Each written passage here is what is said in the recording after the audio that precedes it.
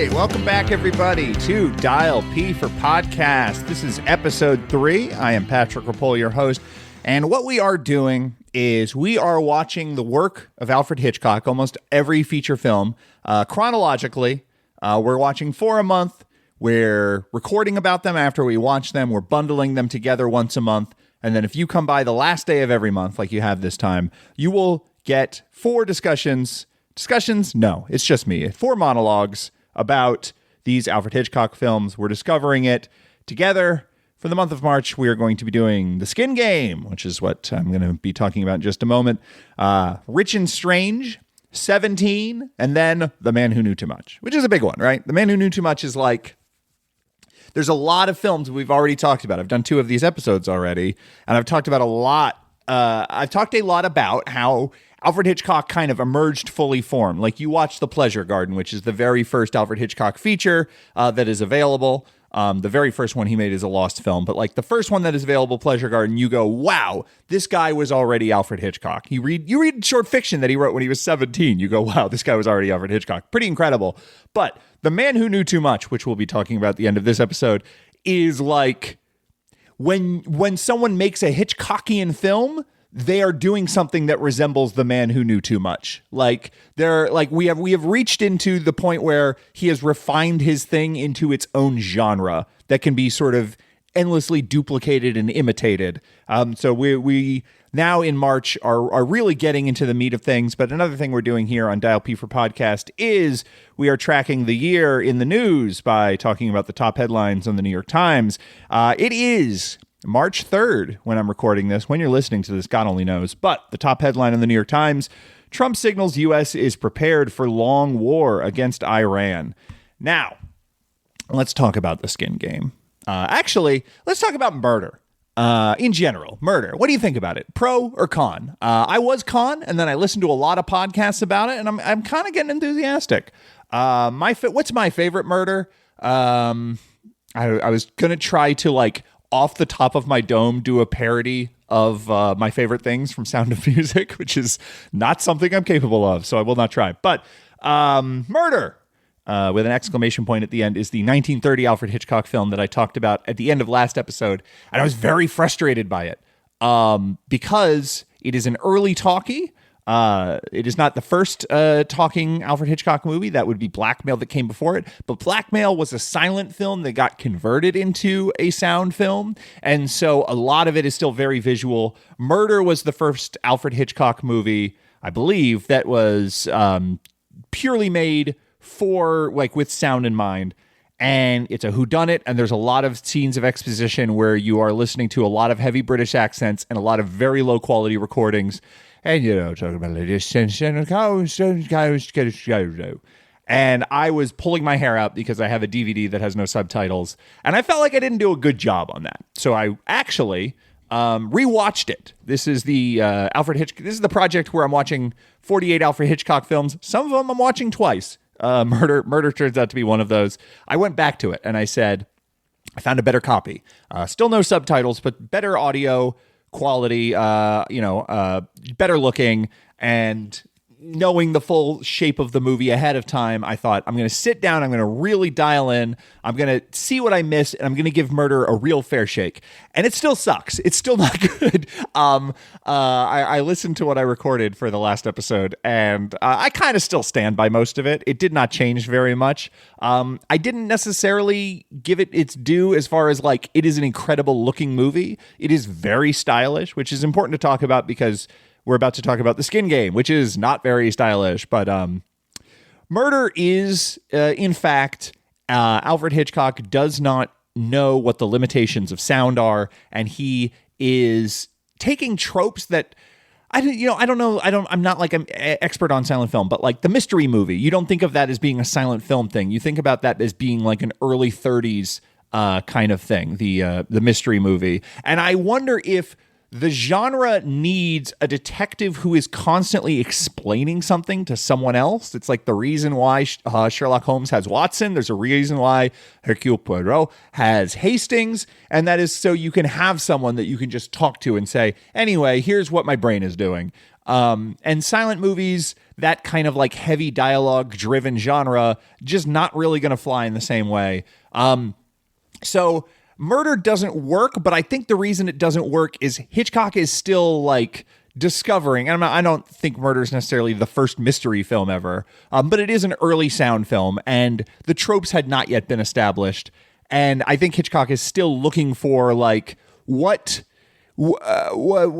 how much time, like pacing wise, what parts of this story are important and what parts aren't. And Murder spends an extraordinary amount of time just setting up the fact that our amateur detective is going to obtain two people to follow him around and explain things to.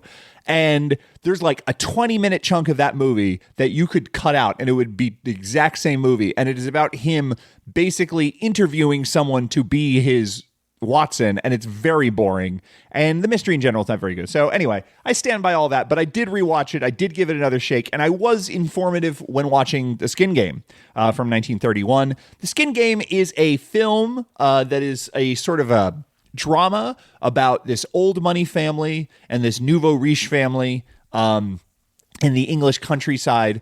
They both own estates near each other, and then there's sort of this like swath of land in between them that they are battling between because the nouveau riche, they want to develop on it. They want to build factories. They want to like evict all of the sort of tenant farmers and, quote unquote, industrial progress. And then the old money people are like, the most important thing in the entire moral universe is that we look out of our back window and it's pretty. So no, we need to buy that land so that all those trees are still there. Because if I look out my window and I see a chimney, I'm going to kill myself. That's basically someone says, if I look at that window and see a chimney, I'm going to kill myself in The Skin Game. Those are the stakes. And you might think that doesn't necessarily sound like an Alfred Hitchcock movie. You'd be right. The Skin Game is adapted from a play by John Galsworthy. John Galsworthy was very influential on Hitchcock. He was a very important author in his own right. He won a Nobel Prize for Literature in 1932. Hitchcock was a huge fan. He invited him over multiple times, meetings as they were discussing The Skin Game. John Galsworthy basically came to the conclusion that he didn't like Alfred Hitchcock very much, and he definitely did not like motion pictures, especially once sound was introduced. So he had no enthusiasm for the project, but he did like money. So he did tell British International Pictures, yeah, go ahead. You can adapt The Skin Game, my play, into this movie. And part of the contract, and this was true of, I think, Juno and the Paycock as well, a previous sound film that I did not cover on this podcast, the dialogue had to be maintained from the original source. So Hitchcock has a habit of taking source material and then finding the Hitchcock movie within it. We are going to be talking a lot more about that later. I actually am planning on reading the source material for The Lady Vanishes and The 39 Steps so I can sort of talk about how he adapted those books. I have those books in front of me right now. This is something that Hitchcock will get very good at. You read the Daphne du Maurier short story, The Birds, and then you watch The Birds, you're like, yeah, okay, I would not have gotten there, but I'm glad you did. This is not what happens with The Skin Game because Alfred Hitchcock really has to be faithful to the story. So this is a kind of a low energy movie. This is a movie that Hitchcock he didn't talk a lot of trash about it. He basically just said there is nothing worth discussing about The Skin Game. There's a lot of critics, in the 50s French sort of scene who, idolized Alfred Hitchcock. They all dismissed The Skin Game as his worst film. I think Eric Romer called this his worst film. I don't think it's his worst film because it has very good performances.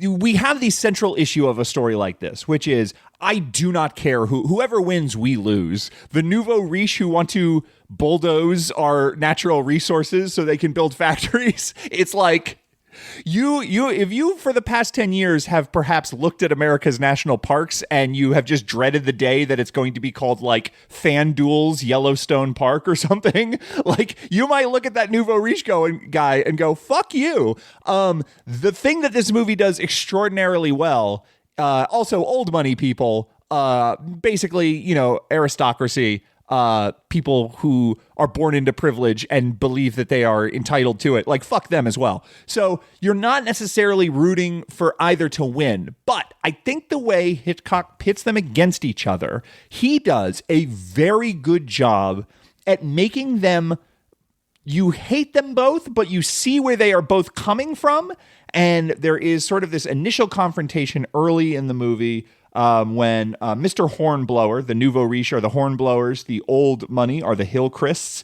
Mr. Hornblower comes to visit the Hillcrists to tell him about his plan to develop factories on this land. And he is gloating. He's like, guess what, motherfuckers? I worked for my money. I came from nothing. And from the sweat of my brow, I made myself into an extremely rich man. And I know that that boils you inside. And I love that it boils you inside. And I am taking, not only am I going to make a lot of money off of that land, I am going to make a lot of, I'm going to be so tickled pink knowing that you are suffering from me making money from this land. And there is something about this guy telling old money, hey, you think you're royalty. You think you're untouchable. Guess what? You're touchable. Change is coming. There's something very satisfying about the way he says that. At the same time, his plan for that land is so disgusting. And you're like, you cannot be on his side. You kind of, at the beginning of the movie, are on the Hillcrest side. But they both come off as reasonable from their own point of view. And also very detestable at the same time. And that is tricky. There's a lot of movies that are like, what if we just put a bunch of assholes in the screenplay and we made them fight? That's conflict, and conflict is movie. To me, I read a Robert McKee book. Like, there's a lot of movies that are just really, really boring to watch because they're just full of assholes and you just watch the assholes be assholes. And this movie, the performances are really good. The Mr. Hornblower, the sort of the patriarch of the nouveau riche family, he's played by Edmund Gwenn, who you probably best know as Santa Claus from Miracle on 34th Street. He's also going to appear in some other Alfred Hitchcock movies down the line. He's going to be in Foreign Correspondent. He's going to be in The Trouble with Harry. I think he's the older scientist in Them, which is one of my favorite giant monster movies, like one of the great giant monster movies. He is the sort of the father scientist to the female scientist that the hero is sort of connected to. They're sort of like the trio of protagonists. So Edmund Gwenn, very good. You believe him as an asshole later on when he is sort of on the back foot and he is, deeply hurt emotionally. You believe him then. Helen Hay as the sort of matriarch of the old money family is extremely, like, she just has one of those faces. Again, I talk about these old movies and like they are pulling from all of these great British stage actors who have these like really great faces, and she just has that like big triangle Muppet nose that you're just like, oh man, yeah, you're an aristocrat. So she's really good. Who plays? There's like a bunch of actors who were in some of his other movies in like Blackmail and Murder and stuff. Performances are good in this, and there's some style. There's some weird stuff early on where it's like all shot on sound stages, but they're trying to make it the British countryside. So there's just sort of like 3 scenes in a row where you are watching actors like exist within photographs, and there's something almost like Sky Captain of the World of Tomorrow about it. There's something almost like 21st century filmmaking where everything's on a green screen about it. That's like kind of evocative and weird and interesting to look at. There's a really fun auction scene, which we're going to be seeing these kinds of scenes later. Obviously, like one of the big points of North by Northwest is the big auction scene. Hitchcock does this really cool move where he assumes the auctioneer's POV. And so the camera is sort of like panning back and forth and up and down through this crowd as he's looking for the next person to bid on this land. And it's kind of similar to the camera move that he pulled off in the previous movie Murder, where the jury is all there. The jury who are deciding this murder case in the movie Murder, they start off by saying, well, let's just all write down on a piece of paper if we think he's guilty or not guilty. And not all the pieces of paper come in, and the camera starts like whipping around the table, all the jurors are looking at each other, trying to figure out who didn't submit their slip of paper. The camera is assuming their search, that very expressive camera thing. There's a very funny for an auction scene, there is the auctioneer, but then he has like an assistant who has a like legal description of what the land consists of, and he is speaking extraordinarily quietly in a way that is like, we have all been there in like a crowded room where someone is addressing a whole crowd and they are just not living up to the challenge of filling a room with their voice. They're and everybody, we could and you just hear off screen people be like, "Speak up! What are you saying? Talk louder!" And it's like, we've all been there. We've all been in one of those events. So there's some sound stuff as well. We still get a little bit of him playing with sound. The bulk of the movie is just sort of scenes of people you don't care about restating the central conflict to each other. There's one twist where the not the sister-in-law, the daughter-in-law of Mr. Hornblower, the nouveau riche patriarch, has this scandalous past, and the Hillcrists are trying to sort of wield that over his head as a way of getting him to give them the land, and then that ends in tragedy, and then the movie's over. So again, we have this pacing issue, which again, I'm excited to rewatch it because I could be wrong. I am fairly convinced that The Man Who Knew Too Much is sort of the first movie where he fixes this, but we have this sort of central story problem in all these early Hitchcock movies, or most of these early Hitchcock movies, where there's just too few story beats, and the premise, the movie takes 2/3 of its running time just to set up the premise, and then it concludes it, and then the movie's over. And I think The Man Who Knew Too Much, this is my theory, that's going to be the movie where he understands how you can build a thriller out of constantly rising tension, and how you jump from one set piece to the next, and how you keep a story moving, and how you keep that tension in the air. And I think that's because he found out about the MacGuffin. We'll get there. Keep listening. This episode, we're going to get there. But like, these movies don't have a MacGuffin. The performances are very good. What's her name? Phyllis Constam, who plays Chloe, who I think is she's sort of the daughter-in-law of the nouveau riche patriarch, the one who with the scandalous past. She has like a couple scenes that are like really heartbreaking, where she just has all of this shame on her. Speaking of heartbreaking, poor Phyllis Constam. There is a story. We are also sort of tracking Alfred Hitchcock, the man. How much of a monster is he? There is a story about him making Phyllis Constam, spoiler alert, at the end of the Skin Game, she commits suicide. She is pregnant with her husband's child, but the shame of everything that is about to be revealed about her leads her to drown herself in the pool, and that's sort of the big tragedy at the end of the movie.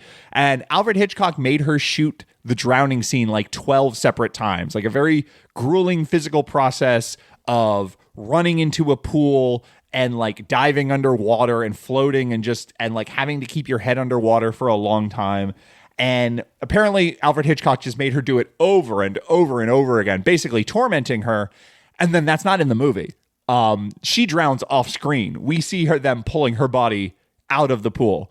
The most charitable possible read you could give that story is that it never looked good, and Alfred Hitchcock kept trying to get her to do it over and over again in hopes that it would look good, and then it never did, so he cut it out of the movie. That's like the most charitable you can be. I think it's pretty clear, if you use all your other context for what we know about Alfred Hitchcock, that he's just kind of cruel and he likes tormenting his beautiful actresses. Nonetheless, she is in several Alfred Hitchcock movies. This was the last one she was in, but she had small parts in Champagne, Blackmail, and Murder. So this might have been, I don't know.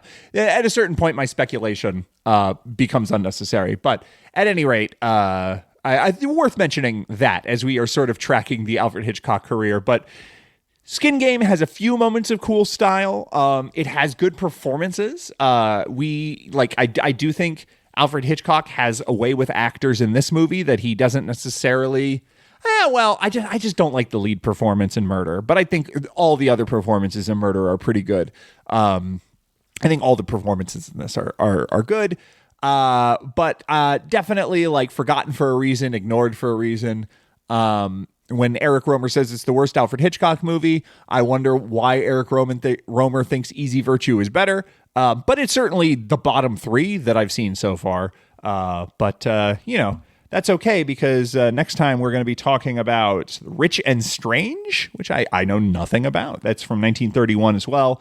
And we will return to Rich and Strange and find out what that's all about.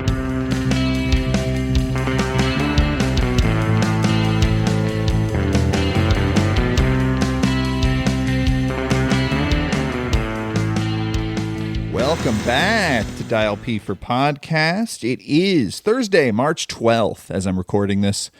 When you're listening to this, God only knows, but the top headline on the New York Times today, U.S. at fault in strike on school in Iran, preliminary inquiry says. We're going to be talking about Rich and Strange from, I don't have this up. When is this movie from? Is this 1932? 1932 is my guess. Let's see if I'm right. It might be 1931. Rich and Strange, 1931. I'm so off. We're not at 1932 yet.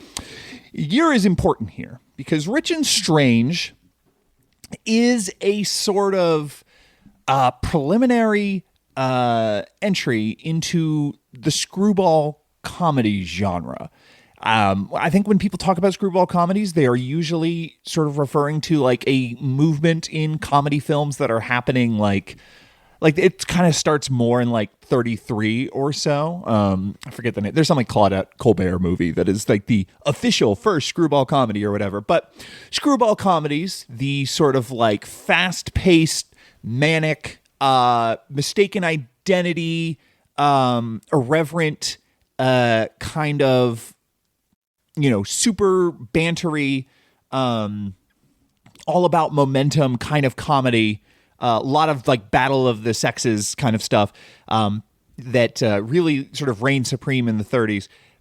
That is something that descends from a much older theatrical tradition of farce, where even, before we had films with sound, we had farces that were very similar to this in a lot of ways. The 19th century is full of movies, or it's full of plays that could be adapted into a screwball comedies in the 30s.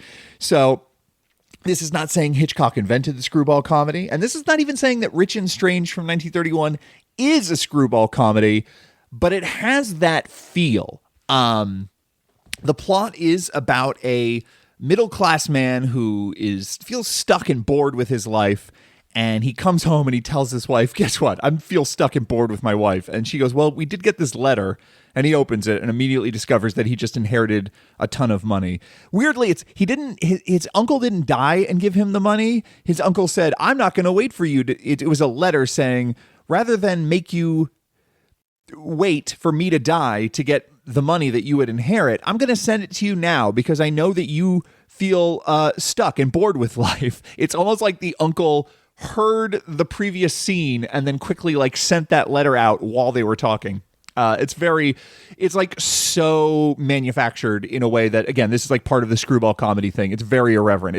Nothing in this movie feels like it's really taking place in the real world until it does, which is, part of the tonal issues. But it is a very important Alfred Hitchcock movie for a few reasons. One, it is a Alfred Hitchcock movie that is like not an adaptation of a play, which we've been seeing a lot of. This is another one of the one for him kind of movies. Champagne was the last one that we talked about that was this kind of thing where he originated the idea and he wanted to do something a little more ambitious. And we talked about how in Champagne, the studio basically took Alfred Hitchcock's ambitions and they kept cutting them down until he had like a kind of unfinished project that he had to half invent on the fly. Same thing happened to Rich and Strange. This was supposed to be like a big globe-trotting adventure, and in fact the story is about this couple. Once they get this money, they decide that they are going to see the world, so they go to Paris and then they go to Singapore, and they're on this cruise ship and they're flying around the world. And Hitchcock himself, as a filmmaker, was like, hey, wouldn't it be great if I made a globe-trotting movie where I got to like fly around the world and like go all these interesting locations and not be stuck in these goddamn Elstree studios? Like, you see, when you watch The Skin Game, you see like, oh man, this is this movie feels really strange because it's all shot in studios, even though it's supposed to take place in the English countryside. And there's like certain shots of it that are just so strange. And you can feel Hitchcock kind of feeling stifled by both having to adapt these plays and stuff, but also by having to stay in these studios. And so like it took him 9 months start to finish, which is a long time for not a silent movie, but it's a movie of this era from this studio specifically. I'm sure in Hollywood where things were more ambitious, that was more common, but Alfred Hitchcock took 9 months to sort of conceive of the film, to, work on a script. He collaborated with a screenwriter, Val Valentine, as well as his wife, Alma. By the way, I got a book that is Alfred Hitchcock's daughter wrote a biography of her mother, Alma Reville, Alfred Hitchcock's longtime wife, only wife, to be clear. If you have not yet heard the story of Alfred Hitchcock and Alma Reville, she kept her last name because she was also working in the film industry, but they married, at some point in the late 20s, and they stayed married until their deaths. So, she was a longtime collaborator, and she helped write the screenplay with Alfred Hitchcock and Val Valentine. It's based on a book, Rich and Strange, by Dale Collins, but Dale Collins was a travel writer, and he hung out with Alfred Hitchcock. And Alfred Hitchcock, he loved hosting people. He loved having people over. We talked about this a little bit with a couple previous films, I think.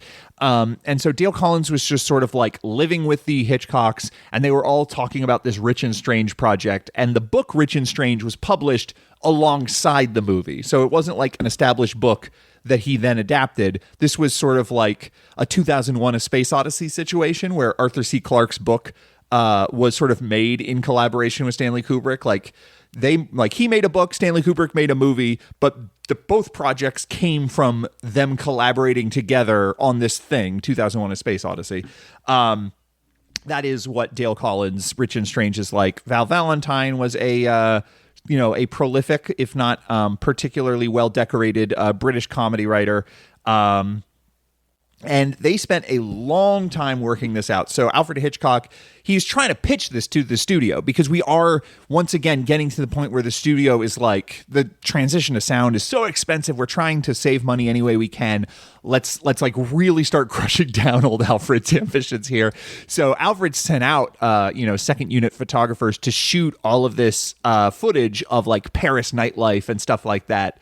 To sort of sell the studio on like a globetrotting adventure could really be a hit. And ultimately, other than the second unit photography, nothing in this movie was shot outside of London. They did one location shoot in a different part of England it was supposed to be like the Suez Canal.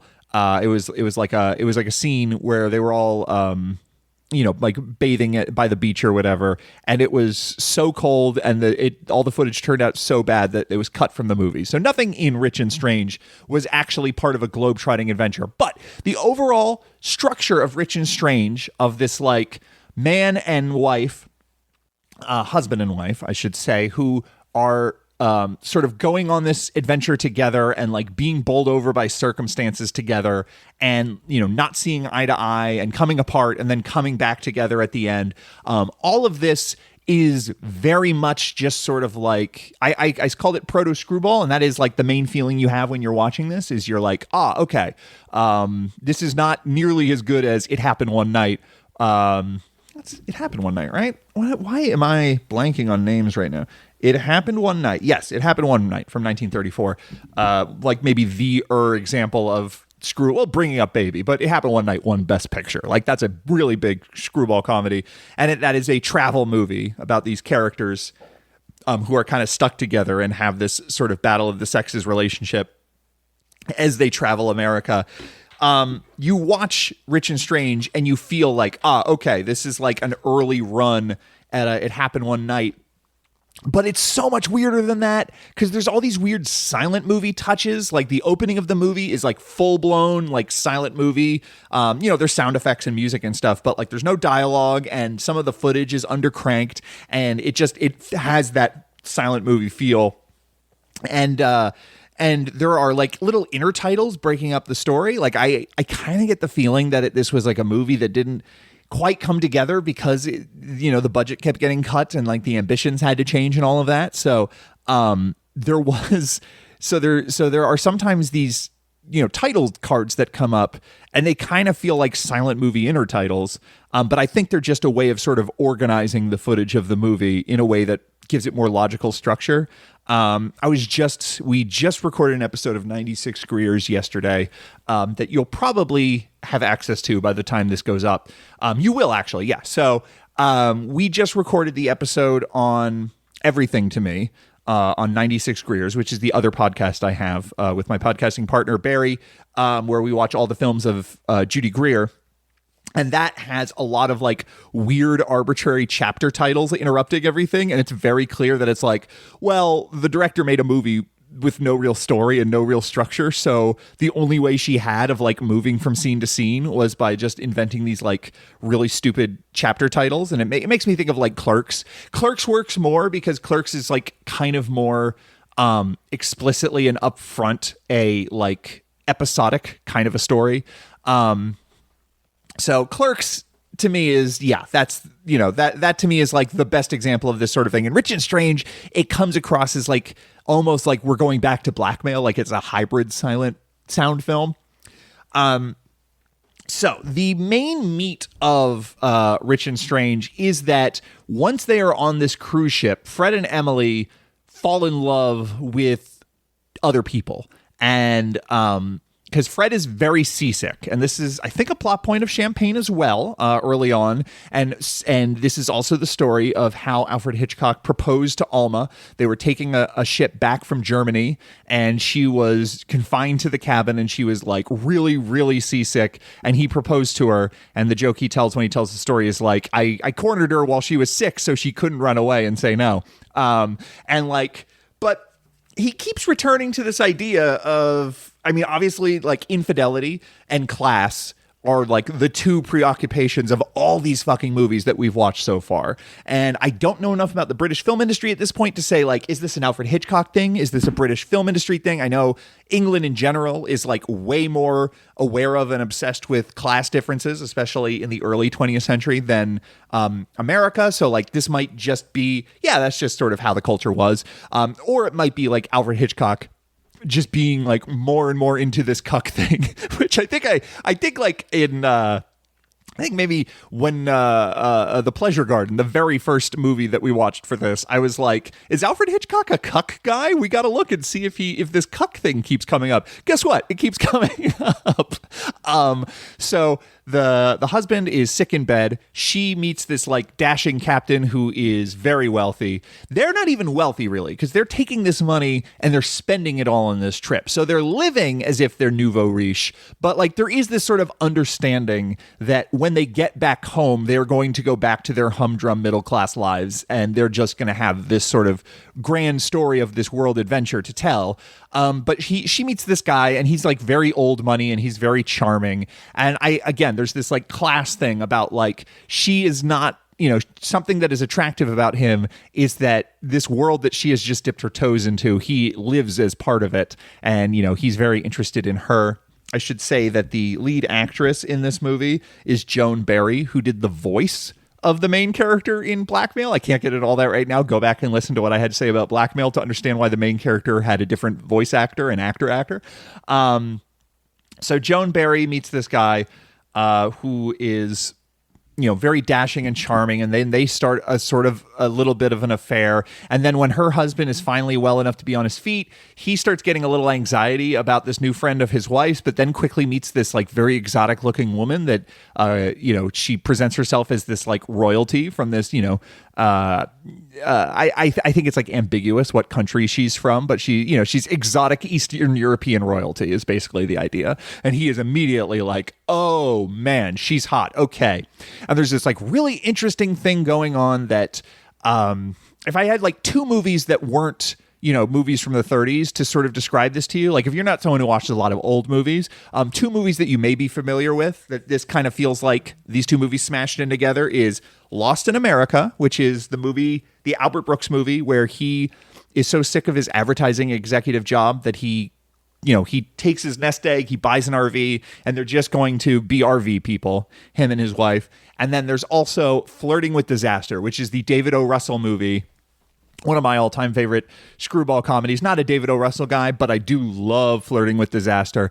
And Flirting with Disaster is Ben Stiller trying to look for his birth parents. But like a thing that happens during Flirting with Disaster is that Ben Stiller falls in love with Téa Leoni, who is like the adoption agency person who's going alongside this journey to document what's happening.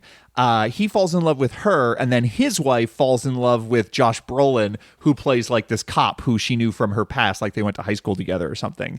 And there is this like very interesting thing where it is clear that both of them are sort of semi-aware that the other is cheating on them, and they don't have any kind of conversation about like, hey, what if we open up the relationship for this trip or whatever. They're just sort of like expressing their anxiety about being new parents by like having these affairs. And there is this sort of just like implicit like condonement of these affairs in the fact that they are having them with each other. It's interesting. It's really cool. So it works much better in Flirting with Disaster, because the thing with Rich and Strange is in this movie, he's about this princess, she's about this captain.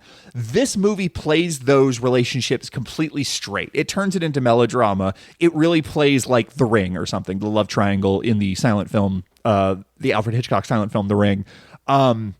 It feels like it is taking these infidelities very seriously, and it kind of just for like the middle 20 minutes or 25 minutes, it kind of just abandons the comedy aspect and becomes a drama about this infidelity and like, will their marriage survive these temptations and this, sudden exciting lifestyle of being rich and frivolous.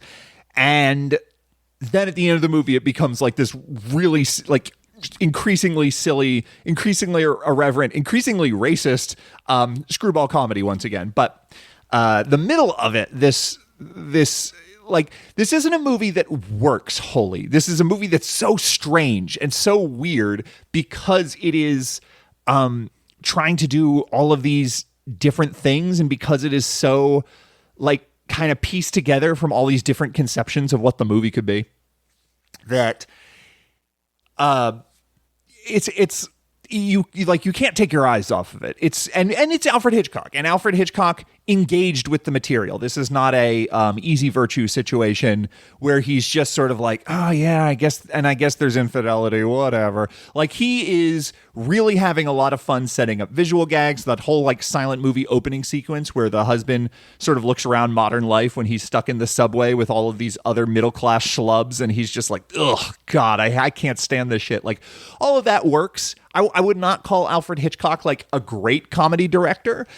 You compare these sequences, the comic sequences, to something that an Ernst Lubitsch would do or a Preston Sturges would do, and it's like very clear that Alfred Hitchcock is not on their level.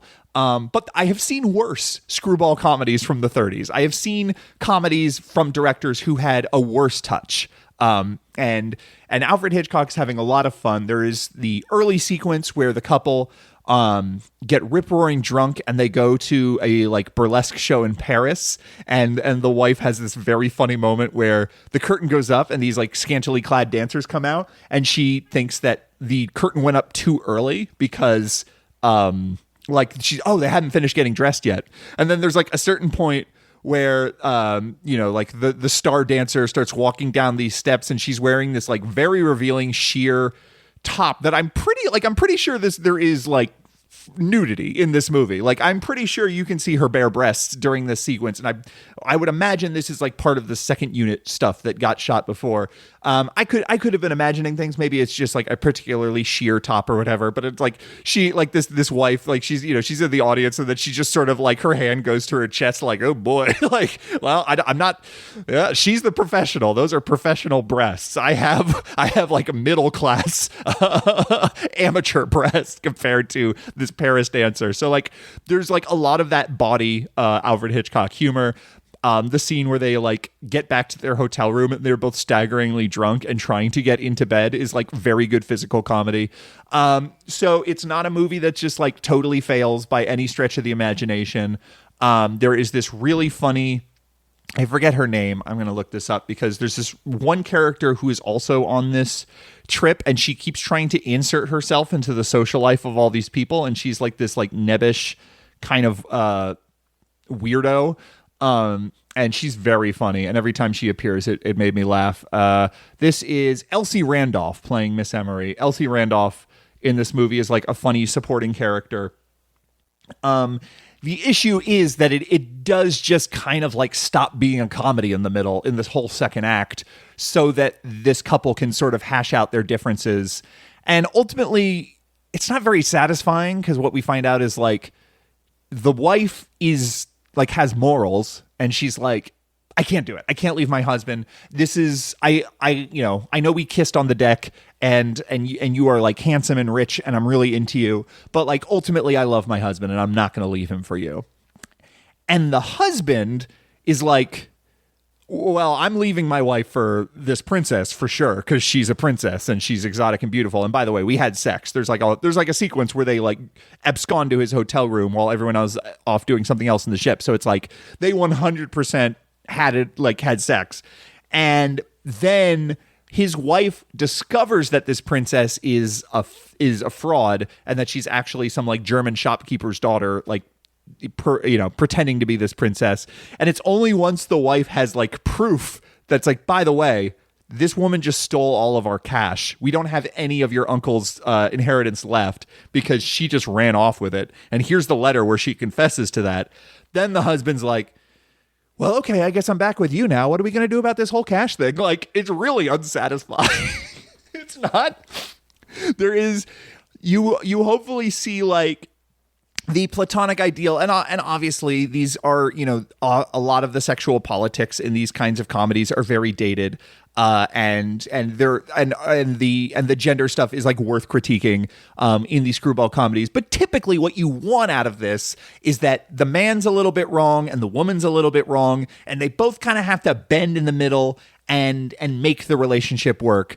And they just have to sort of like overcome their stubbornness or whatever. That's because it's satisfying as an audience member to see like, oh yes, because all successful relationships are built on some level of compromise or whatever. That is sort of like the human truth at the heart of a lot of like romantic comedies. It's just sort of like, yeah, you got to compromise because you're an adult and what are you going to do? You don't always get what you want, grow up. And this movie doesn't really do that. This movie is just sort of like, well, circumstances have landed me back with you, so I guess we're married again.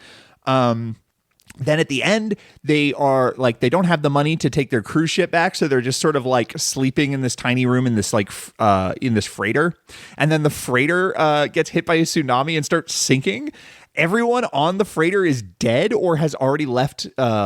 I think there's like a beam that falls from the ceiling and locks the couple in their cabin as like the water level is rising, and they kind of looked at each other and they just go like, well, I guess I'm glad I'm dying with you because I do love you, and they sort of accept their fate. While we don't get a good shot of it because this would be incredibly expensive to shoot realistically, but presumably everyone else on this boat has either drowned or like escaped off of a lifeboat or whatever. So they wake up and the room is not fully flooded. They are still alive. And they realize, oh, well, you know what? I don't know why we didn't look out this porthole in our room. We can climb out of here and then take these stairs and then we'll be up on the deck.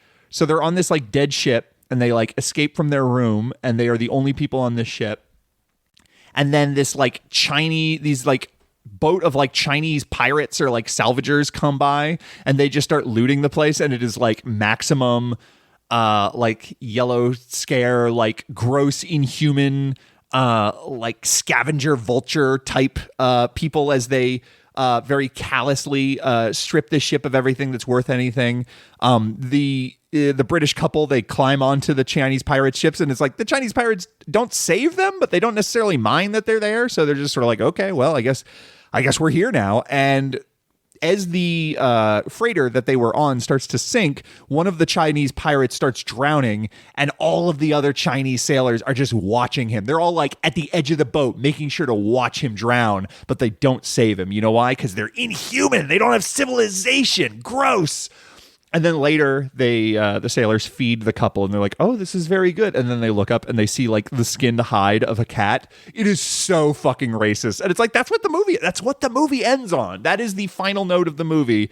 Is is just sort of like, yeah, they're all just like weird fucking greedy animals, these Singapore sailors, and they take glee at their compatriots' death, and they eat cats because they're just so uncivilized and gross.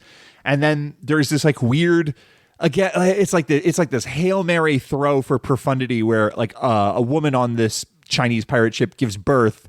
And it's like, oh my God, the beauty of life. You know what? Maybe ultimately what we learned on this trip is we're all human after all. And even the darkest settings can have silver linings, because look at that little bundle of joy or whatever. But like, not before the characters make like 3 or 4 like super racist comments about the nature of this Chinese woman giving birth or something. It's like so fucking weird. And then they get back home and they're just sort of like, oh, thank God, steak and kidney pie, like boring, sedate, British middle class life. That's for us. It could have been better. It could have been funnier as a comedy. When it's like doing comedy, it's pretty good. It's not the best, but it's pretty good. The issue of how often is it doing comedy? Not very much. Super stylish at this point. I'm not even like doing lists of all the cool shots, because that's how Alfred Hitchcock makes movies. He has like a way with the camera, and so you're never bored watching it. And again, like trying to figure out what the hell is this thing, and like in his career, so strange, but super important, because this is the 39 steps, right? This is The Lady Vanishes. This is North by Northwest.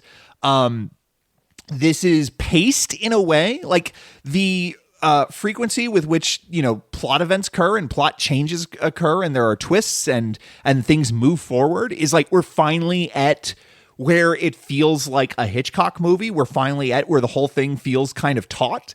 A common complaint I've had about so many of these movies I've talked in the past is that they all just have like they have one too few story beat. Like they're just like a little too uneventful. And just when you think things are about to get good, they have 10 minutes to wrap up the ending. This is a movie that is more paced like The 39 Steps or The Man Who Knew Too Much or something. And it's very clear that it's like, Alfred Hitchcock, he had a lot of feelings about the kind of movies he wanted to make. And like characters moving geographically is like a big part of an Alfred Hitchcock thing. Or conversely, if it's not about characters moving geographically, that becomes the obsession. Like Rear Window is a movie about Jimmy Stewart, who is this adventurous photographer who's this globetrotter stuck in this little apartment. And that's the frustration of that movie. Rope is like so confining. We don't even allow you the space to breathe in a cut. You know what I mean? Like we are in this apartment. Dial M for Murder is like a little less emphatic that way, but I always felt like that also like part of the tension Alfred Hitchcock achieves in Dial M for Murder is the fact that like you are so cramped in this little space. But, most Hitchcock movies, it's about like, we're on trains, we're on boats, we're moving around. There's something international about it. There's a lot of spy movies that are going to be coming up soon. We have people jumping from location to location. We have like spectacular climaxes in, these like really unusual and interesting environments. And I think that this is where it all clicked into place. Weird as it seems, because it's such a strange project for Alfred Hitchcock. I think this is the moment where you see structural, like we've already seen the voyeurism, we've already seen the sex and murder, and we've already seen like guilt and shame and the queerness. Like there's so many Alfred Hitchcock things that we are so familiar with at this point in his career. But the structure of a movie and how a story is told through characters moving through space and environments and through environments changing. Like when you think about The Birds being like San Francisco, and then you go to this strange small town, like those worlds, the world of that small town, that insular community versus San Francisco, like that tension is such a huge part of that movie. He's not making a lot of movies that are just sort of stuck in one place, unless they are stuck in one really small place, unless it's Lifeboat, you know what I mean? And Lifeboat still is a movie that's like international. Lifeboat is a movie about spies. Lifeboat is a movie that is gesturing towards this sort of thing as well. So Rich and Strange, worth seeing. Not as good as Blackmail, not as good as some of these other movies. I probably like it a little bit more than Murder, but it's not, it's no Ring. But very fascinating to see him finally like click into place, like, okay, pacing. This is how a story should be. And, it's worth saying that, like, who wrote this script with him? Alma Reville, his wife. So once again, when we are talking about Alfred Hitchcock, we are talking about the work of Alfred Hitchcock. We are also talking about the work of his wife. Do I have anything else I wanted to say about this movie? No, I guess not. But I have that Alma Reville biography at some point over the course of this year. I'm going to be reading it. We'll be talking more about her. We'll hopefully get some more insight into what she, did contribute and all of that. But Rich and Strange, I mean, it's strange. Rich was wishful thinking. Rich is like Alfred Hitchcock being like, can I have this budget? And then his producer being like, you can have a third of that budget. But it is strange. So it lives up to the title. Unless you're in America, where it's called East of Shanghai is like the American title. No good. East of Shanghai. It doesn't even make sense. The movie, none of it takes place east of Shanghai. There's the ending at Singapore. I don't think Singapore is east of Shanghai even. So that's a bad title. But Rich and Strange, it's like, yep, delivers on the promise. Come back next time, or stick around actually on this episode. We're going to be talking about, is it 17? What's the next movie? Pull up my little Google Doc and Hitchcock plan. 17. Yeah, I know nothing about 17, so that'll be interesting to see.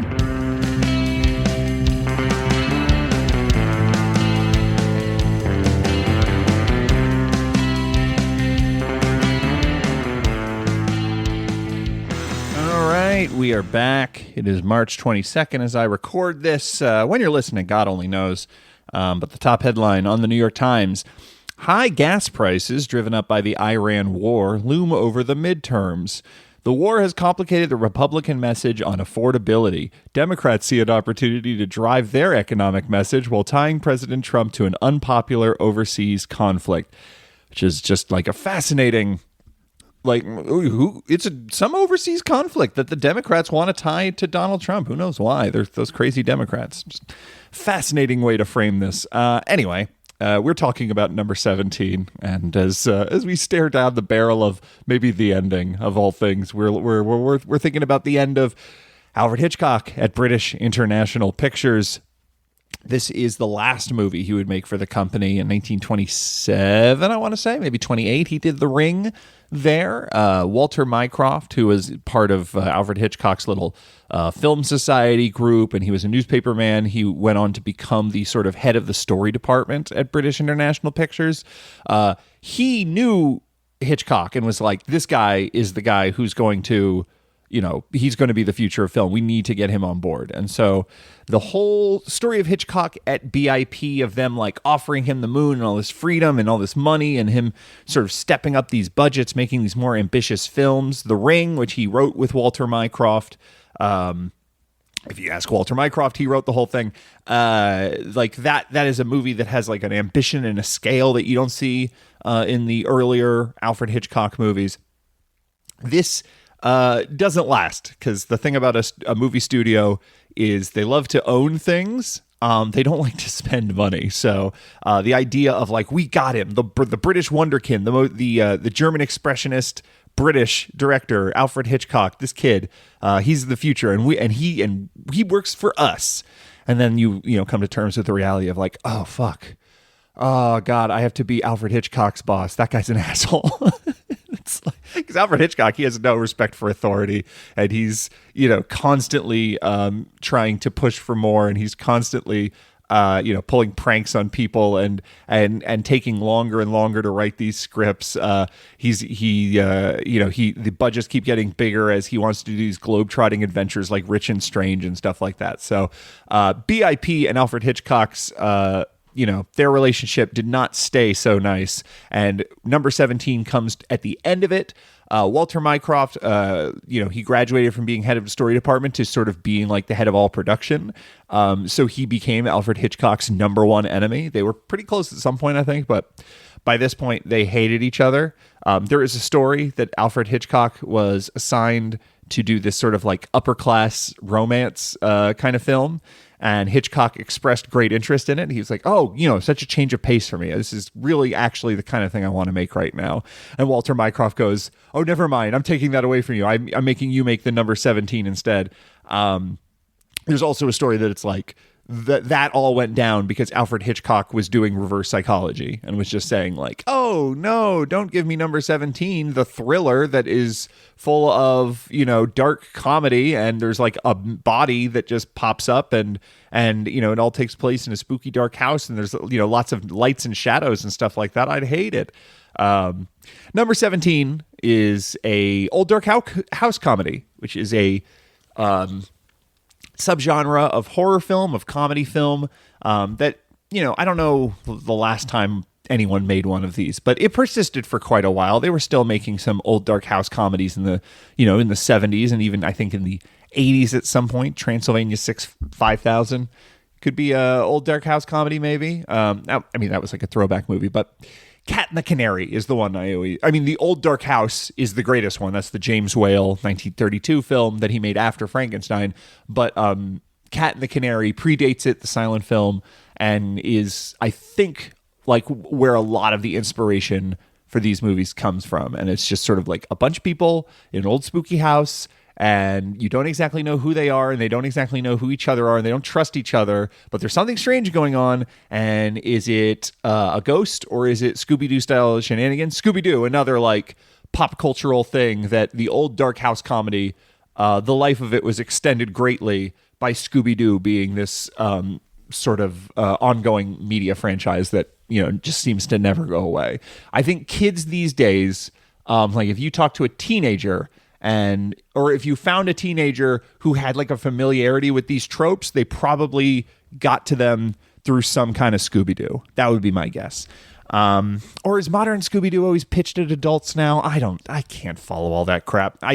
Even as a child, I knew Scooby-Doo fucking sucked. Any cartoon with a laugh track, I'm like, yeah, you're not fooling me. This isn't funny. Number 17 is an old dark house comedy about a bunch of people and a dead body, and none of them trust each other, and they don't exactly know what's happening. The thing about this is an old dark house comedy is supposed to be like out, away. It's supposed to be isolated. They're trapped in this haunted house. It's like the number one thing you have to solve when you're writing a haunted house movie is, well, why don't they leave? Poltergeist, Carol Ann stuck in the TV. Okay, cool. They can't leave. I recently saw, what was the, the stupid podcast horror movie. If you want to make a horror movie that podcasters really judge harshly, make sure to put podcasters in it, and then all the movie podcasters will be like, "That's not what's their workflow like? They're going to be way behind on their release schedule if they keep delaying the recording." Undertone is the name of the movie. I recently saw Undertone. Her mother's in hospice. She's taking care of her. Something spooky is happening in this house. She can't leave the house. You got to figure out why they can't leave. Number 17 is just a fucking apartment building in London. At any given time, they could walk down out into the street and wave their arms and say, hey, someone get a cop. There's a dead body here. And they don't. And so right from the start, it's kind of confusing. Like you don't quite understand what the nature of this building is. Is this like a condemned building? Is this just sort of like the lights are out, but there's like, it's one of the classic apartment building where it's just like one big spiral staircase going up the center of the building, and then the rooms are all off to the side. So it's like, it looks like there's a good, 6-9 flats, something like that in this building. Are they all unoccupied, or is like some of them unoccupied? Is like, what's going on here? Why after the first 5 minutes when they find the dead body, do they not just go, oh, hey, there's a dead body? Now we find out at the end that it's like protagonist is a cop. This is a meeting place for robbers. So it's like the crooks don't want to call the cops, and the cop doesn't need to call the cops because he is the cop. But like when the audience doesn't know that, you're just kind of watching a bunch of people behave irrationally. It's not very good, this movie. This is a movie that Alfred Hitchcock and Alma Reville, his wife, and what was the name of the playwright that he collaborated with? Rodney Ackland, who did he do anything? Selected filmography. okay, no, I don't know any of these plays. I don't know any of these films. So Rodney Ackland, claim to fame, this very strange old dark house comedy, number 17. They got together and they got drunk. And then they were like just writing this goofy ass thing. And they were just, this is the era of Alfred Hitchcock where he's just like not spending time at Elstree Studios at all because like Walter Mycroft and all of his bosses are getting mad at him and like breathing down his neck and trying to, he's like, oh, what if they have a big train chase or whatever? Well, the second someone walks by the office and hears train chase, you're going to get into a big argument about it. And before it's even in the script, it's taken out of the script. So Alfred Hitchcock was just sort of like playing hooky. He was working from home a lot of the time. And this movie is the product of him and Ackland and Reville all just getting drunk and being goofuses. It's an adaptation of a play. It was like a hit play 7 years earlier in 1925, written by Joseph Jefferson Farjian. But more importantly, it was produced and starring Leon M. Lyon. One of the characters who is stuck in this creepy apartment building is this like drunken Cockney tramp, and that he is played by Leon M. Lyon. And Leon M. Lyon also played this Cockney tramp on stage. I think he played it in a revival of the play. I think he played this character in the German silent version of this play that came out before this. So, like, this guy was just, he was just tied to this material. Hitchcock hated him, did not like working with him. Guess what? I hate him too. I don't have to work with him, but I do have to watch him on screen. And it is such an obnoxious, over the top, like, do a close-up of a guy making a funny face, kind of like comedy acting. He has two catchphrases. He says core and lummy, and he just says core and lummy all the time. Like, that's like half of the jokes is someone saying something that this character doesn't like and him going, oh, core. Like, it's dire. Alfred Hitchcock. Stairs. Creepy, right? That's like a thing. We talked about this the very first episode of Dial P for Podcast when we were talking about The Lodger and that like one shot of them looking like very ominous looking up the stairs. And it's like, yes, the stairs in Psycho, obviously very scary. Stairs, a big part of like Vertigo. It's just like there's something about stairways that always are tense and ominous and suspenseful or whatever. Number 17, because of this layout of this apartment building I just told you about, it's basically a movie where the first 2/3 just take place on stairs. They don't go into individual rooms. They're not really exploring this apartment building. It's mostly just them standing out on the stairwell talking, where they find this body. It is a bad way to make a movie because every scene is kind of like the staging is so limited. There's not a lot of space for people to move around. There's no real props or furniture. Like, there's not a lot of interesting shots that you can get when you are just doing scene after scene of people standing in a stairwell talking. Alfred Hitchcock tries his best. This is when I say it's an old dark house comedy, I don't mean that like a skeleton pops out of a closet or whatever. I mean that like he is shooting for maximum spooky shadows, high contrast, like someone walking and then their shadow, someone off screen is walking up the stairs, but we do see their shadow like getting bigger and bigger on a wall, as they come closer, like that sort of thing. Alfred Hitchcock is having a great time lighting this movie and trying to sort of give it that farcical horror feel. But like, you don't know why anyone's doing anything other than this Cockney tramp, and he is, he's the closest thing to a character that we get like any kind of explicable motivation from until the very end of the movie, and he is like just insufferable. So you don't relate to him at all. It's for the first hour, it's just kind of characters entering and then sort of like telling each other why they're there, and then like them looking at each other and being like, I guess, and then it's revealed that it's like, okay, yeah, this was going to be a meeting place. There was some like a stolen diamond necklace. All these criminals are going to meet here. Then they're going to quickly go down into the basement, which connects to the train, that they're going to take that train to a ferry to Germany, and it's like going to be their like quick getaway, and that's why they're all meeting in this building.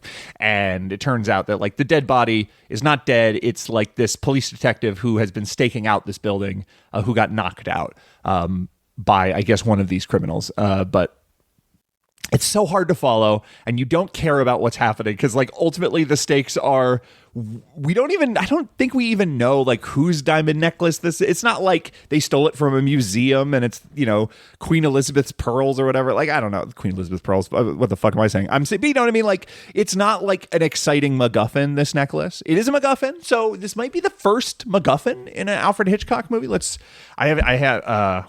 skipped a few Hitchcock movies, but I think mostly we're skipping movies that are not going to have, I don't think there's a MacGuffin in, like, The Farmer's Wife. But The Lodger does not have a MacGuffin. Certainly The Ring, Downhill, Easy Virtue, Champagne. Blackmail is not a MacGuffin movie. There's the threat of them being, like, blackmailed, but it's not like the blackmail material gets, like, chased around throughout the movie. Not Murder, Rich and Strange. Yeah, so this is, like, the thing that, is going to be so important in our next movie. We're going to be talking about The Man Who Knew Too Much, and especially in 39 Steps. This is where it appears. This diamond necklace keeps, like, changing hands. People keep looking for it. They keep accusing each other of taking it from them, and they're like, "No, I never had it in the first place." So that's fun. There is this one of the other ways this movie, like, totally botches the audience's relationship with the characters is that one of the criminals is a woman who is she's presenting herself as deaf and speech impaired, like she can't speak. And she's just kind of observing, but, like, we're supposed to just intuit that, like, she has fallen in love at first sight with this, like, male protagonist who is the detective, even though they don't say anything to each. Like, I think they exchange, like, 2 sentences the whole movie until, like, the final scene. And there's no basis for their love. There's no, like, interest in it. There's no romance. Meanwhile, there is another female character who I think is prettier, which is, I guess, irrelevant, but, like, sometimes a movie presents you in terms of genre, when a movie has, like, a man, they can present a man to you in a certain way that's like, this is the protagonist, this is the hero, here's what we're rooting for. And then when they present a woman in a certain way, they are communicating to the audience, like, here's the love interest. At some point, these two are not going to see eye to eye, but then they will, and then they'll fall in love with each other. You don't need Speed, right? Sandra Bullock, Keanu Reeves. You don't need them to necessarily have this, like, whole scene of, like, meet cute or anything like that. You just kind of know that this is the kind of movie where probably these two are going to fall in love, and the movie uses that. Speed in particular uses the idea that the audience already knows that these kinds of movies, the male and the female leads, are going to have some kind of romantic angle to it, and they are able to use that to, like, build that romance and that sexual tension out of very little. Like, they don't actually have to distract from the pace of the thriller because they know that the audience is already looking for the romance. So they don't have to, like, stop and tell the audience, hey, here's the romance. That is how you expect these movies to work. Now, granted, this is 1932, not 1995. Genre standards, a little less codified at this point. Like Speed, that's a movie that is made after Alfred Hitchcock has changed everything. This is a movie that has been made before Alfred Hitchcock changes everything. So could be an instance of modern expectations or whatever. But you get this other woman who they have a lot of conversations with, and then there's this, like, one really great moment where the criminals catch them and they tie them to this, like, banister of this stairway, and they're trying to escape from these ropes, and they're, like, wiggling their body and they're shaking, and then the banister breaks and they're both, like, tied to this banister and they're dangling over the stairwell, 3 stories up or whatever. And it is like a classic Hitchcockian romantic thriller scenario. It's like straight out of the 39 Steps. They're not literally handcuffed together like in the 39 Steps, but they're basically handcuffed together because they're both tied to this banister. And so, like, this whole movie, I go, oh, okay, yeah. And then at the end of it, they're going to fall in love. And then at a certain point in the movie, her dad, who is the police, who turns out he's, like, the police detective who was staking out this place and got knocked out and was mistaken as a corpse at the beginning of the movie. Like, her dad gets knocked out again. And then she's like, I'm going to stay here with him. You go catch the criminals. And then the guy runs off, and then we never see her again. I'm like, oh, okay. I guess the romance was supposed to be between this woman who doesn't talk and this guy who does not talk to her really. And that's, like, the final moment of the movie is him being like, I might be a police detective, but I can selectively enforce the law when it serves my sexual needs. You want to go get breakfast? Which is obviously in real life just like an actual hideous horrible facts about policing, but in this movie, it's played as charming.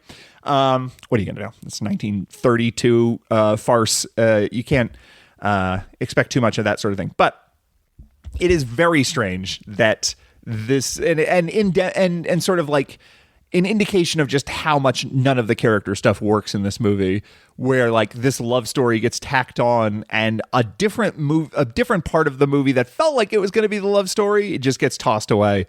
Alfred Hitchcock and Alma Reville, his wife, and what was the name of the Rodney Ackland? They were getting nice and drunk. They're drinking White Ladies, which is one of those like classic, like there's so many dairy, like early 20th century cocktails. There's so much dairy and egg. It's like, no, thank you. They're getting nice and drunk on White Ladies, and they are interested in one thing, or at the very least, Alfred Hitchcock's interested in one thing. How's this movie going to end? Now, we already know that Michael Powell in Blackmail invented, quote unquote, he claims. We'll take his word for it for now. The Alfred Hitchcock chase scene, where the blackmailer gets chased through the British Museum and all that. This one ups it. And when I mentioned speed before, I didn't mention speed on accident. I'm mentioning speed on purpose because the end of this movie, the last 20 minutes or so, it's fucking speed. It is insane. So the criminals, they go down into this basement. There's like miraculously a whole railroad yard underneath this building. It doesn't make any sense logically. Or maybe it does, and I just don't know London well enough, but it was baffling. They get on this train. They get spotted by the guard, so they have to like knock out the guard, and they start bickering about who has the necklace. And then one of them's like, actually, that guy's a detective. And so they're all turning on each other over this diamond necklace. Meanwhile, the hero and the Cockney, they're like running and chasing after him. The Cockney gets on the train. The hero gets kicked off. So the Cockney is sort of like, he finds himself in a car that has a bunch of crates of wine. So he's really happy. And for the rest of the movie, he's nice and drunk. The trains are real trains. Like we get like lots of actual footage trains. Basically, the entire last 15 minutes of this movie, there's like a wrapping up scene where it's like the detective's like, and anyway, that's why they took the necklace. We want to go get breakfast, dear. Until that scene. So there's like just a 15-minute part of this movie at the end that's a silent movie. And it's kind of beautiful. It's, if it's going to be the last BIP movie that Alfred Hitchcock makes, that he is sort of returning to silence. He's throwing back.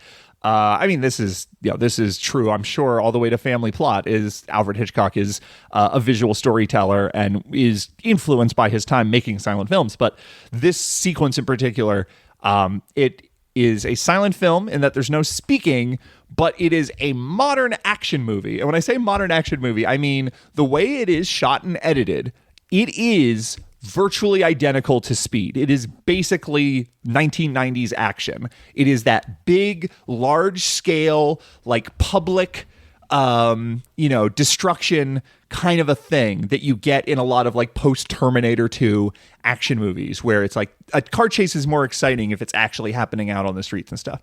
Terminator 2 did not invent this. French Connection, French Connection is pretty well known. I think people saw that movie. But you know what I mean? This is a thing I associate with a lot of these action movies of this era. And the pace of it, the rapid cutting, the way it cuts from models to actual footage of trains to actors on a soundstage to and like the way that within the sequence there are like little story beats of like, we're trying to take control of this train, and then the conductor's yelling at us, and I shoot the conductor in the leg so he'll do what we tell him. But when he gets shot in the leg, he falls off the train, and now no one is driving the train, and we're pulling furiously at all these levers trying to stop it. Meanwhile, this is a train that gets onto a ferry, and then the ferry takes it to Germany. So if we don't stop it in time, it's going to collide into this boat. The hero, because the Cockney's on the train and he's sort of like crawling atop of it, and there's like some actual train stunts of guys crawling on trains. Now this could all, it's not the general, it's not in daylight, and it's not like these nice beautiful wide shots where you go, God damn, Buster Keaton's really on that train. But it is pretty convincing in a way that I think that we had actual actors on trains. Now it could be undercranked, so it's like sped up and stuff like that. But the stunt work is really good and exciting, and this Cockney is trying to climb on the train. Meanwhile, the hero who got kicked off of the train, he hijacks a bus. He literally hijacks a bus. I'm not kidding. A cop hijacks a bus like it is Speed, except he hijacks that convertible to get to the bus in Speed. Here, he hijacks the bus to get to the train. But it's the same thing. So we have this hijacked bus chasing this train. Some really wonderful miniature work. Some of it doesn't look so great, but for 1932 and for how quickly he edits, you really can't tell. It's quite convincing. And it's very fast paced and it's very exciting. And it ends with, it turns out they are not able to stop the train. And so the train collides in the train yard and we see all these other trains. And at this point, it's very clearly a model because they don't, it's not Michael Bay era. They're not spending that much money, but, again, good model work as this train collides into all these other trains in this train yard, and they all kind of collapse on the back of this ferry as it pulls away and then starts sinking. And then the woman who is who's the criminal who is pretending to be deaf and unable to speak, she is the love interest, and so the detective has to jump out of the bus and into the water to pull her out of this train car that's sinking. It is unbelievable. I still can't believe it. I watched it 3 times because I watched this movie and I was really hating it, and then that happened and I was like, whoa, wait a second, I need to pay closer attention. And then I watched that sequence again, and then just now, a couple days later, I watched just the ending of this movie again.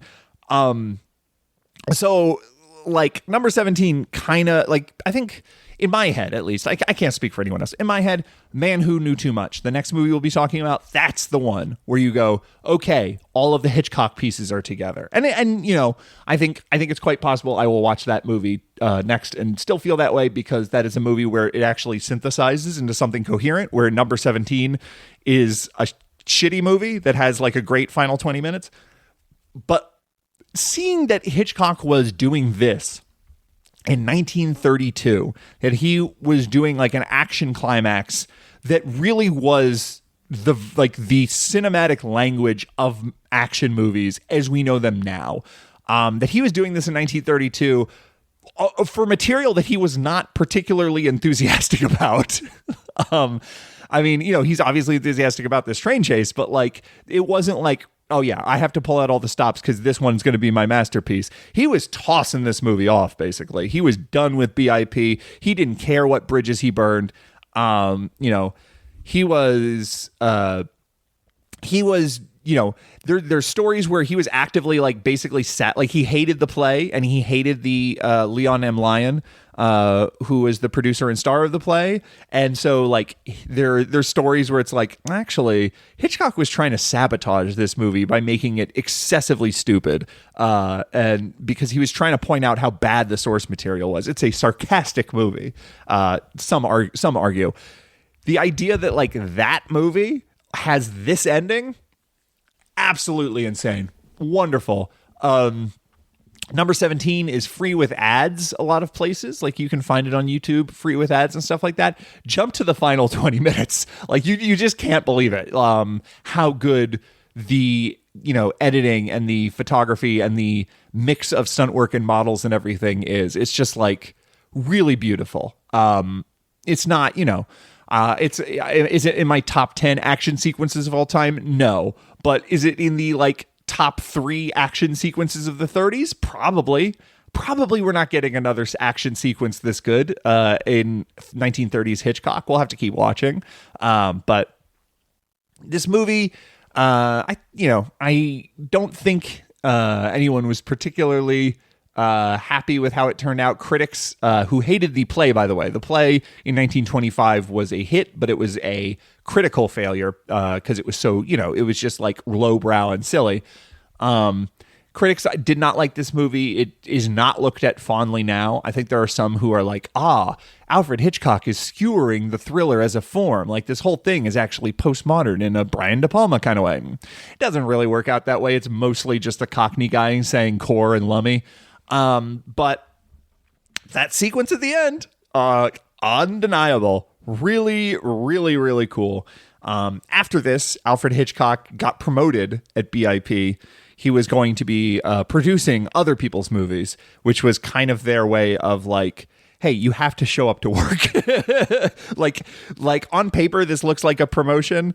Really, this is us saying, like, get the fucking line. We can't have you out there directing films because you just go off and do your own thing. You don't listen to anybody. So we're going to give you like a desk job, which is, of course, the last place that Alfred Hitchcock wanted to be.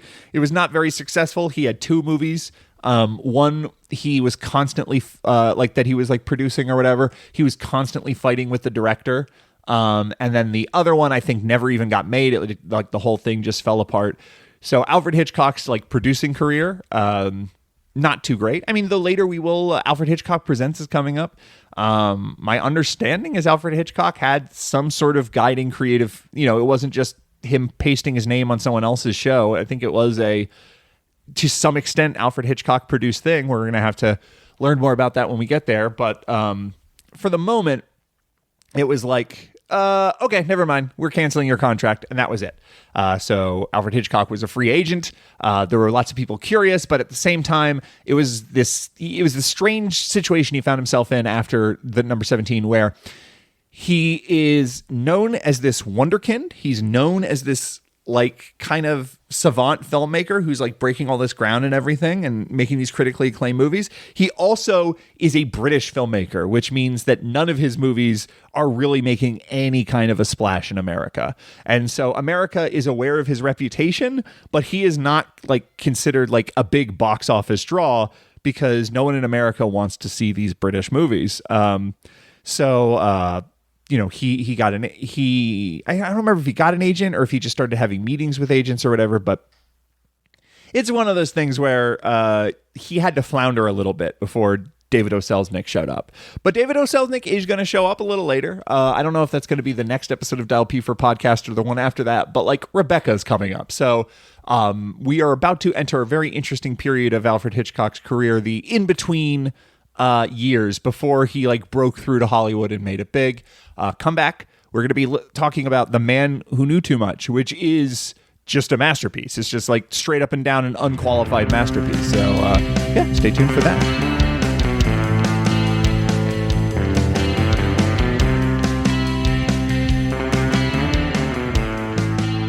Hey everybody, welcome back. It is March 30th as I record this. When you're listening to this, God only knows, but the top headline on the New York Times, deaths in ICE custody are growing. Quote, they let him rot in there. And we are talking about The Man Who Knew Too Much from 1934. This is the big one. This is the Hitchcock movie. When you talk about movie being Hitchcockian, you're talking about The Man Who Knew Too Much. You're talking about Hitchcock as an artist sort of discovering himself. He's tried all sorts of things, and we've talked about all these other projects that he didn't get to make that he wanted to do that sort of all indicated that his primary motivator was sort of stretching and trying new things. But I think when he stumbles upon the idea of a spy movie, that is when it all clicks into place and he's like, okay, I have found a form. And, he's going to be making other movies. He's going to be making very strange movies from this. It's not all Man Who Knew Too Much alikes from here on out. But this is sort of the structure that he has, he's been working towards. This is not, doesn't come out of nowhere. There's a lot of number 17 in this movie. There's plenty of blackmail. There's a little bit of the lodger. This is something that he is sort of been building towards. But once this locks into place and once this becomes the big hit, this is where he fixes the brand. And he's like, there, Hitchcock movie. It is a mix of action. It is a lot of set pieces. It's a lot of comedy, and it's about pace. It's about moving forward. It's about telling stories visually, and about one scene always leading into the next in some visual and very dramatic way so that we can, just keep that tempo really going. That is The Man Who Knew Too Much. This is the movie he made after he left British International Pictures, they tried to give him a desk job. He's like, here's my badge and gun. I don't need your stupid thing. I'm going to go solve this murder case on my own. I transposed Alfred Hitchcock's career onto like a late 80s direct-to-video cop movie where it's like at the end, the only way he can kill the serial killer is by, going above the law. That's not quite what the dynamic was here. Instead, what he did was he got fired, and he made Waltzes from Vienna for an independent producer because he had to keep working. Waltzes from Vienna, he had a bad time making that movie. It was a successful stage play. It was a musical, and he wanted to make a musical. Like I said, he likes to stretch. But the main star of the movie wanted like a really straightforward romantic drama, and he wanted something kind of campy and silly. And I've not seen Waltzes from Vienna, but by all accounts, not a very good movie about the loves of Johann Sebastian Strauss and Johann. Is it Sebastian Strauss? I might be making up a middle name there. Johann Strauss and Johann Strauss Jr. So that was a critical flop. It was a commercial flop. Hitchcock, not quite on top of the world at this moment. But on the set of Waltzes from Vienna, he meets with Michael Balcon, who, if we recall, was one of his producers at the beginning of his career back at Gainsborough Pictures. During this meeting, he pitched Michael Balcon this idea he had back from where he was working at BIP called Bulldog Drummond's Baby. Now, if you don't know Bulldog Drummond, there's like, you probably just haven't watched TCM on a random Tuesday afternoon. Bulldog Drummond is something in my mind. I have sort of filed it under TCM filler, which is to say there were 15 Bulldog Drummond movies. They're all 67 minutes long. And none of them are particularly well thought of these days, or at least not like, well known. There's not like a lot of reputation, but there's a lot of Bulldog Drummond. Popular novel series turned into a popular radio character. I think I've never seen a Bulldog Drummond movie, but I think I've listened to a fair number of Bulldog Drummond radio shows, weirdly enough, because I used to be into radio dramas from the 40s and 50s. And BIP, British International Pictures, who he used to work for, owned the rights to Bulldog Drummond. So he had this idea about this detective and his baby being kidnapped while he's on vacation in Switzerland, and him sort of having to, go through a hard-knuckled kind of a detective thriller story to get his baby back. Now, the project was killed at BIP because it sounded too expensive. It was the just classic thing they told Hitchcock over and over again. They were like, yeah, that sounds way too expensive. We don't want you to spend this money. So he did not get to make this back then, but Balcon liked the idea, and he was like, you think you can get the rights to Bulldog Drummond, or get the rights to the story that you wrote? Because technically this was a treatment written while he was under contract at BIP, so therefore this story is BIP property. Hitchcock did. He bought the rights for this story for £250, and then he went and he sold it to Michael Balcon for £500, and immediately felt guilty because he's Catholic, and he's like, oh no, this was supposed to be, this guy's coming and reaching out his hand trying to get me back on my feet. I'm already trying to fleece him for more money than he technically needs. So he took £250 and he commissioned an artist to build a bust, a sculpture of Michael Balcon, and he gave it to him as a present. So I want to highlight that because this is a very Catholic movie in some key ways. We'll get into that a little bit. So Michael Balcon basically, gave Hitchcock a career right at the very start, and then when Hitchcock's career was sort of floundering, he gave him a second chance. And once this second chance happened, once The Man Who Knew Too Much happened, Alfred Hitchcock would not really need another helping hand for the rest of his career. I don't think, we'll keep reading. We'll keep finding out. But this was the one that sort of catapulted him into being a international filmmaker, not just a British filmmaker, because this was also a big hit in America, which none of his previous films were. So he signed a multi-picture deal to Gaumont, which was the studio that Michael Balcon worked for. He started working with Charles Bennett. We remember Charles Bennett from Blackmail. He did not write the film Blackmail, but he did write the play that Blackmail was adapted from, and Hitchcock and Bennett had become friends during the production. I want to highlight Charles Bennett in part because I want to highlight in this moment in Alfred Hitchcock's career, when he makes The Man Who Knew Too Much, when he makes the Hitchcock movie, when he defines the Hitchcock movie, when he becomes the celebrity, when he becomes the guy that all those Frenchies were writing all those fucking essays about. I don't know why I said I don't know. I'm getting like tough guy regret, like I'm a fucking baby boomer who's like holding a grudge because my dad fought in World War II, and so it's like I feel entitled to say something about the Vichy government or whatever. I don't know. This is a dynamic. Maybe if you're younger than me, you did not encounter this, but this is a dynamic I encountered a lot growing up. You get adults of the baby boomer generation just sort of like casually talking shit about France, even though they didn't fight in World War II. Very odd. Anyway, that's where my mind went. I said Frenchies. That's how I talk about Andre Bazin. He's just some fucking frog. Hitchcock becomes the auteur, right, with The Man Who Knew Too Much. Now, arguably, you can go back to The Lodger. You can go back to some of these other movies, Blackmail, and be like, okay, Hitchcock is an auteur here or whatever. But this is like the one that establishes the whole brand where people talk about going to see a Hitchcock film and they mean a very specific thing, not just in form, which I think with people, he was a celebrity filmmaker before. So when people are talking about a Hitchcock film before, they are talking about like certain camera techniques, certain German expressionist influences, certain even proclivity for set pieces possibly. But this is the one where it's like, this is a Hitchcock movie.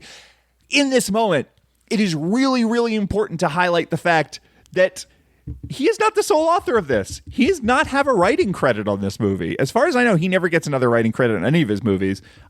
He did plenty of writing on this movie. So did Charles. So did Charles Bennett. I wrote down all of the contributors here. So Charles Bennett was sort of thought of as a foundation guy. Like he's really good with story structure.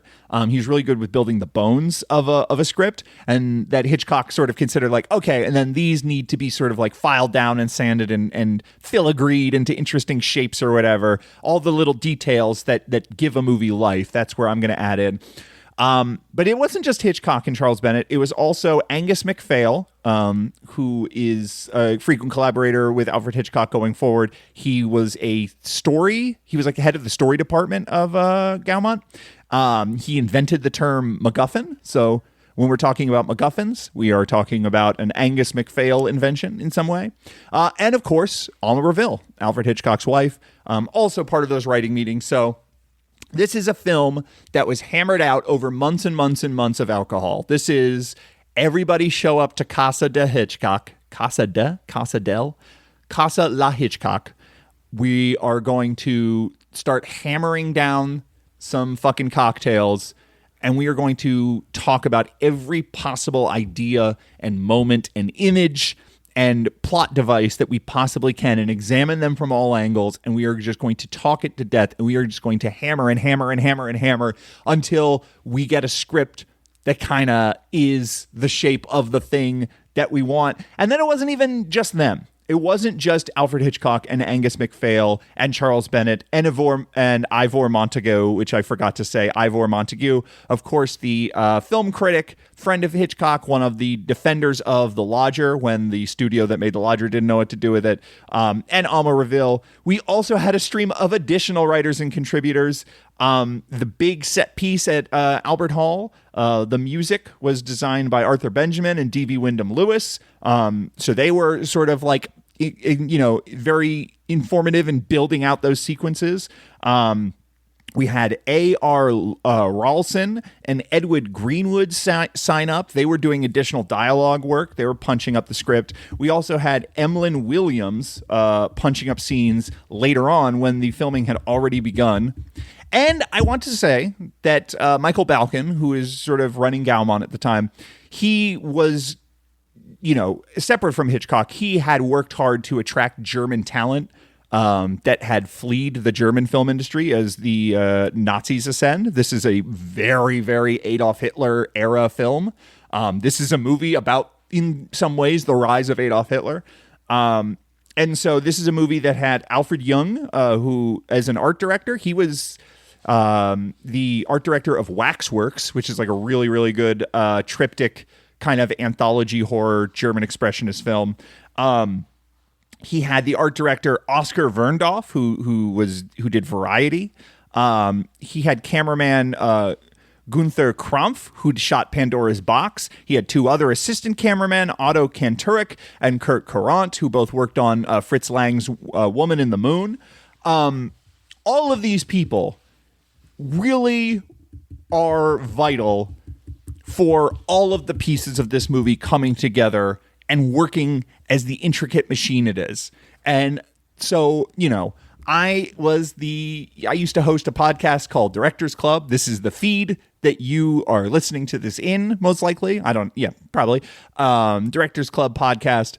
I'm not an auteur guy. Films are massively expensive and massively collaborative arts. It's an art form that's like, just, you can't necessarily tell from sitting down and watching a movie who contributed what. You don't know what the editor did because you don't see all the footage you didn't see. There's just so many unknowns when you watch a film in terms of authorship that calling someone an author, it's a useful framing device for thinking about a work, but it is not a serious way to think about how the production actually occurs, is kind of my feeling about auteur theory. So at this moment, when Alfred Hitchcock ascends to be Alfred Hitchcock, the Alfred Hitchcock, we need to remember these 15 other people without whom this movie would not be this movie. This movie would be, fucking Rich and Strange or Skin Game or something. There's plenty of other movies he made where he did not have this murderer's row of talent, and the results are not as good. So wanted to say all that. Now, Man Who Knew Too Much, it was, like I said, it was written in the shadow of the rise of Adolf Hitler. Also, there was an assassination attempt on FDR. Is this the same one where the mayor of Chicago got killed? I think it might have been. We have these, fallout from World War I. That was not a war that ended, and then everyone went, okay, good, stability. There was a lot of unsteady feelings across Europe. And this is sort of the Europe that the movie opens in, because we have this really great juxtaposition where the very first thing you see before you even see a title of a movie is you just see a pile of vacation brochures. It looks like the waiting room table of a travel agent. And there's just tons and tons of brochures for Swiss vacations. It's happy people skiing, and it's ski lifts, and it's the Alps, it's beautiful mountains or whatever. And then we dissolve into a shot of the mountains, and the music goes from this like carefree, happy, we're on holiday kind of a thing to this like ominous, dramatic, horn section as The Man Who Knew Too Much comes on screen. And it is just sort of like this happy, peaceful, frivolous existence that we thought we had. It is a lie. And that is what this movie is ultimately, if you're looking at it, broad view, like that's what this movie is about. This movie is about a married couple on vacation in Switzerland, and they are taking everything for granted. They are very rich. We see their home later. They are very rich. They are, They have their teenage daughter with them. It started off as Bulldog Drummond's baby, but at a certain point, Alfred Hitchcock, once it was no longer a Bulldog Drummond movie, because BIP still had the rights to Bulldog Drummond, so he bought the story and then just sort of changed those details, so it's no longer a Bulldog Drummond movie. Once we see the teenage, once he had control over the story, he changed the baby to a teenage girl to match his own sort of daughter at the time. So he's putting in his own observed sort of family life into there as well. So we have this family unit where the daughter is just sort of like getting in everybody's way with this like wacky dachshund. Alfred Hitchcock loves dogs. He loves this dachshund. So the very first thing that happens in the movie is a guy about to do a ski jump crashes because the dachshund runs out in the snow and she has to go and get it. And it's just sort of like even the recreation of this sort of like Switzerland skiing vacation is not taken seriously because his ski jump is all wrecked and everyone's just sort of laughing as he collides into the crowd and this whole crowd sort of collapses into each other. Everyone's just like, yeah, I guess, that doesn't even matter really. And then later her mom is trying to do skeet shooting and she's running up to her while she's holding the rifle and bothering her and holding up the line because presumably there's a lot of other people who want to do a little skeet shooting as well at this resort. And then the skeet shooting gets interrupted by Peter Lorre, who's the ultimate villain of this movie. He's absolutely incredible, this movie. He gets this little pocket watch that has a chime to it. Yeah, you think Sergio Leone saw The Man Who Knew Too Much? I bet he did. That chime sort of distracts her, and then she misses her shot. And it's like, yeah, whatever, good sport. And then she is a merciless flirt. She loves to flirt with all these other guys around her husband. Her husband kind of likes it. I called out the cuck thing. I did not remember this plot element. I'll be honest, this is not in the top 10 most memorable things about The Man Who Knew Too Much. This little weird cuck dynamic they have in their marriage, but it's there. And she's flirting with all of these different guys. Later, she's dancing with the French guy who is trying to do the ski jump at the beginning of the movie. That's their sort of friend that they made on this holiday. And, she has these teasing banter about leaving her husband and about how much better all these men are than her husband. And he has this sort of half kidding, half serious kind of pouting reaction to her doing this. They are not taking their sacred Catholic monogamous wedding vows seriously, right? Everything about their world is frivolous and light and has no weight. And this is a movie about before I say what the movie's about, I want to jump ahead to, I have the Criterion Blu-ray, and on the Criterion Blu-ray for The Man Who Knew Too Much, there is a special feature of Guillermo del Toro talking about this film, also talking about Hitchcock in general, talking about his career in England, that sort of thing.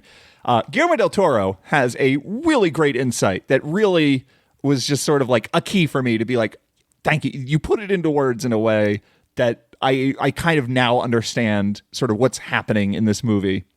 Guillermo del Toro says, I think ultimately Hitchcock believed that adversity was a way to cleanse the sin of banality, that we get too comfortable in our lives, too comfortable in our skin, and only in pain will we be redeemed. Guillermo del Toro, Catholic filmmaker. Alfred Hitchcock, Catholic filmmaker. I myself, a lapsed Catholic. This is a super Catholic movie. This is a super Catholic inclination. The idea that having a fun, sexy time on your holiday is a sin that needs to be punished in some way. The idea that this family not taking their bond seriously leads to their daughter being kidnapped in some key way if she wasn't dancing with him. Their French friend who gets shot. The thing that kicks all the thing off is they don't realize their French friend is part of the intelligence community. He's either a secret agent for France or possibly for England, for someone. And when he gets shot through the window of this great ballroom, and you get this really wonderful shot of the huge spread of windows, and you're like, oh my God, the gunshot could have come from anywhere. With the Alps in the background, so you get this sort of geographic continuity. You always feel so situated in the place, despite the fact that this was not shot on location. This is a soundstage movie, like most of his movies around this era. There's some very good integration of some second unit footage. But for the most part, this is all just soundstage stuff. But you really do feel like you're there. This really does feel like an international adventure, the way it jumps from Switzerland to London. When their friend gets shot, he is dancing with this woman. And because she's the one he's dancing with, she's the one who gets the key to his room. And he tells her, there's a secret message in the handle of the brush. Go get that secret message and deliver it to the English consul or something like that. And so she gets pulled into this international plot, and ultimately her daughter gets kidnapped for it, for leverage, for her not to sort of squeal to the authorities about this. And so their family unit is torn apart as a direct result of her sinful, this is the moral values of the movie, not myself, flirtations with this other guy. And we saw her flirting with a different man altogether. And there's a lot of Hitchcock movie. Now, this is a very funny movie. It's not bleak. It's not dreary. This is not a movie that is just sort of like nonstop, brutal, stark, upsetting thriller action or whatever. This is a very fun, silly, in some very important ways, movie that uses humor as just like a constant release valve of tension in a specific it's like a specific concoction. There is a specific formula of how much humor to how much danger that gives the Hitchcock movie its feel. A lot of these later movies he's going to make, when we reach the conclusion, all's well that ends well. You know, Cary Grant and who is it in North by Northwest? Cary Grant and who? North by Northwest, 1959. Is it Eva Marie Saint? Thank you. When Cary Grant and Eva Marie Saint reach the end of the movie, we don't even necessarily see the full climax. They win, and before they're even out of danger, we like cut, and they are having sex on a train. You know what I mean? Like the train is going into the tunnel. I think that's the last shot of that movie. We'll get there. Also, on a previous episode, I talked about how North by Northwest is kind of like the first James Bond movie, the progenitor of the James Bond movie, and that, like, you know, Alfred Hitchcock was sort of building the skills to make North by Northwest and therefore like building himself up to a James Bond movie. This movie predates North by Northwest by like 20 years. This is absolutely a fucking James Bond movie. This movie is intensely James Bond in some key ways. Peter Lorre, the scarred, physically deformed villain, that's like a big James Bond thing. James Bond is like the perfect man, and he's super handsome, and he's perfectly athletic, and he is just sort of this ineffable person. And then there are these like shifty, physically deformed, jealous Europeans who are trying to bring him down. It's like a very kind of fucked up worldview. If you look at disability in James Bond movies, like, it doesn't matter what it is. It can be a limp. It can be a third nipple. If you do not have a normative body in a James Bond movie, that is an indication that you are twisted in some way on the inside.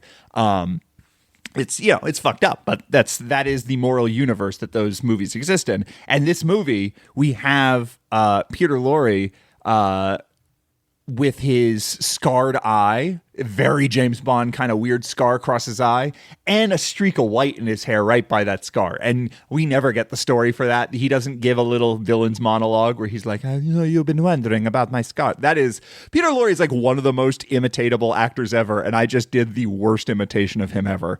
Sometimes impressions, when they're just right off the dome, they come out fucked up. That was a bad Peter Lorre, but he doesn't have a speech about how he got deformed. You just kind of take it as an indication of like, this is a guy who's been doing this a while. He's been through a lot.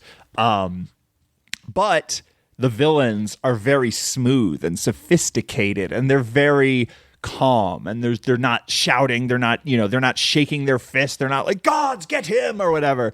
They're like, oh, hello there. Please have a seat. Would you like a cigarette? Like, he is so smooth, and everybody is so confident about their evil international terrorist scheme. And that is like so James Bond. And of course, the idea of going from set piece to set piece, the idea of international adventure, the big shootout at the end is just like, this is the end of On Her Majesty's Secret Service when everybody lands on the fucking mountaintop and are just blasting everybody. There's a lot of James Bond movies that just end with like, and then 70 agents descend with machine guns and everybody gets smoked. They're ninjas in You Only Live Twice. That's my favorite James Bond movie, I think, You Only Live Twice. Anyway, Man Who Knew Too Much. We start off at this Swiss vacation. We see this family. They have a very frivolous life. The French guy gets shot dancing with this guy's wife. Wife slips it to her husband. Husband runs into the room. We learned that the man that she was skeet shooting against in a little contest is in fact the marksman. He beat her in the skeet shooting contest. He also was a good enough marksman to assassinate this agent of some sort. He's pounding at the hotel room door trying to figure out, he's trying to get there before this husband does. The husband plays it smooth. We get this like really great. It's the Swiss Alps. I guess hotel manager. I was going to say maitre d'. It's not maitre d'. The guy who's like running the hotel, who's like trying to demand, hey, why were you in this guy's room just now? He's speaking German. There's another guy who works for the hotel speaking French. And then later on, there's a bellboy who speaks Italian who like delivers a message that this is the ransom note, basically. This is the don't tell anyone about what you found in the brush of the hand in the handle of the brush or we'll kill your daughter. It's an Italian bellboy who gives it to him. So we have this like location where all of Europe is kind of commingling, and we have this international terrorist, plot happening in the background. It's like, it is, it's very Rise of Adolf Hitler. It's very like Fallout from World War I. It's very pro-intervention, and we are going to see a lot of very pro-intervention movies. Some of them you might argue, hey, we get it. Yes, we should absolutely kill all these fucking Nazis, but like, pump your brakes a little bit. You're kind of getting didactic here. We'll get to the end of Foreign Correspondent. I love Foreign Correspondent, but that ending, it's a little on the nose, I think. But and obviously, Lady Vanishes is a interventionist parable. Now, according to the biography I'm reading, Alfred Hitchcock himself did not have super strong political opinions, but everyone he hung out with were like fucking communists and anti-fascists and stuff. All of this like hip, art house film critic, intellectual storyteller, all that sort of crowd at this time in England. They were very anti-Adolf Hitler and stuff like that. So all of this stuff comes through in the movie, and there's this like wonderful moment. There's an incredible moment right before this French secret agent gets assassinated where Hitchcock deploys two different visual metaphors to communicate two different things simultaneously, while also being like a fun character beat and a little bit of levity. So it's like you are getting tonally what you're getting in this scene is like an amusing little bit of physical comedy right before the shock of the assassination. He's sort of like making us let our guard down before he snaps us back into focus. But also, what happens is the husband is in fact a little jealous of his wife dancing with this very smooth Frenchman, and so he sees this jumper that his wife is knitting, and he starts to unravel the thread of this sweater, and he wraps it around the pants of the Frenchman as they sort of dance by. And so the Frenchman and his wife start dancing away, and this thread just keeps getting pulled out and out and out, and the husband, he nudges his daughter, and they're looking at it and they're laughing. It's very amusing, and you get all these close-ups of the jumper unraveling, and we have both the jumper unraveling, which is kind of like everything that we thought we had, all these comforts of upper class life. They're about to be torn from us. Our lives are going to unravel and fall apart. But also, you cut between that and the thread that is attached to this Frenchman's pants as he goes into this crowd. It's a big ballroom full of people dancing. And as they dance around, people are getting like tangled up in the thread, and he's dancing like around people, and he is kind of like lassoed a chunk of the dance floor together. And that is in fact World War II. This is all of these people are minding their own business, and at a certain point you can't mind your own business because the business of the world is going to come at your door. And so all of these people are sort of like tied together unknowingly by this thread that is this man's life unraveling, and also attached to this like French secret agent. Absolute, like two simultaneous, different, distinct visual metaphors communicating two aspects of the same idea. This like there is ascendant fascism, and it can't be ignored, and it can't be wished away. It has action must be taken. And tonally, you're getting that great little like the laugh right before the scream, which is what you always want. Unbelievable. So we jump back to London. The police are asking a ton of questions because There was the very weird scene in the hotel where he showed up in the murdered man's hotel room right after he was murdered, and he never had a satisfactory answer. We had, in that scene, by the way, the Italian bellboy gives him the note, the ransom note. He gives the ransom note to his wife, and the wife gets really she spends a lot of this movie crying. She is fucked up by the events of this movie. All of them are fucked up. That's kind of I think I might have interrupted myself before I got to my point, but like end of North by Northwest, all's well that ends well. End of this movie, everyone is fucking traumatized. in like a really dark, satisfying way that I don't think you get in the later Hollywood movies until like The Birds. Like this movie kind of ends the same way as The Birds, even though The Birds, the danger in The Birds has not been, dealt with by the end of that movie. But it just sort of ends with like everybody kind of shaken and traumatized and like huddling together out of fear. And that's kind of what happens in the end of this movie, even though, evil's punished or whatever. All the bad guys die and all the good guys live, except for that, French guy. And a bunch of cops, but they're not good guys. So that's another classic thing. Apparently the office, the Breen office, the Hays Code, where did I get the word Breen from? Anyway, apparently America, they found this movie quite shocking because they're like, there's just like hundreds of dead cops. I think there's 10 dead cops, but still, 10 dead cops. It's a good start. Alfred Hitchcock has no faith in the police. And that's part of the story. The story is like, no. We can't tell you that our daughter has been kidnapped because you're going to fuck it up and our daughter will be dead. We have to deal with this alone. And then a man from the international office says like, you don't understand. There's someone who's going to be killed and like, you're thinking about your daughter. You're not thinking about the big picture. There's going to be a lot of people who die as fallout from this. It's not just this one diplomat. You're not trading a diplomat's life for your daughter's life. You're trading the safety of the free world for your daughter's life. And they are unmoved. And he's like, all right, well, that's on your conscience. And then the camera pans with him as he walks out. And then as he walks out the door, next to the door, there is just a statue of a saint. And it's like, there's the guilt. There's the shame. There's the unapproving face of God looking at you. We go back to Easy Virtue, where she's, the tragically fallen woman is having dinner with her like new upper class in-laws. And there are these like giant pillars with carved faces of saints staring down at her as she, feels like she's unwelcome there. We have this another like little plot element or a little not plot element, a little bit of art direction where we have this saint just sort of like, and now the blood is on your hands. Now you are guilty. Now you must have shame. And then they get the call from the kidnappers, and the man from the international office is like, all right, well, we traced the call back because we knew they were going to call you. So we already had your phone lines tapped, by the way. I'm going to set up plainclothes officers on every corner, and they'll be in plain clothes, so no one will know.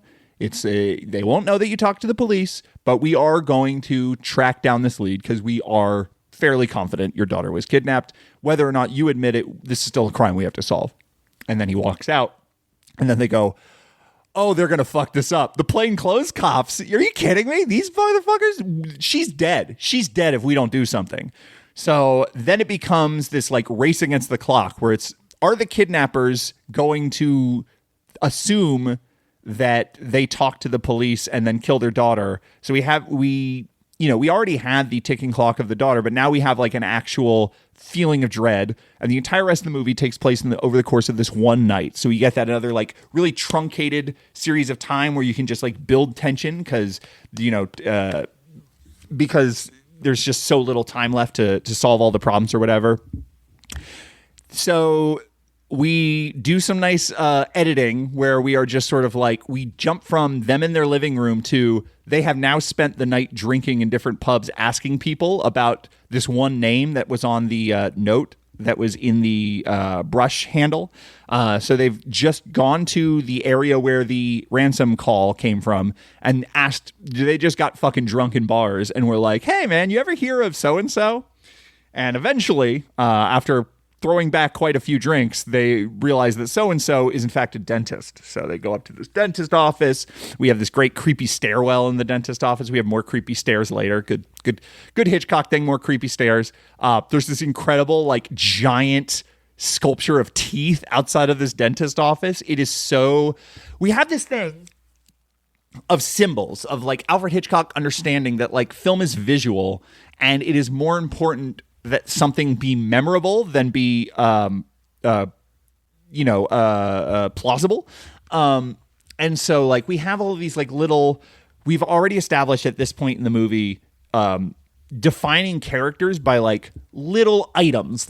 They become their sort of symbols. And so, like, the assassin who was skeet shooting with the wife before, we had the daughter complain earlier that he uses too much Brill cream. And so every time we are introduced to this assassin, we start on his scalp and his, like, super hard helmet of overly shellacked hair.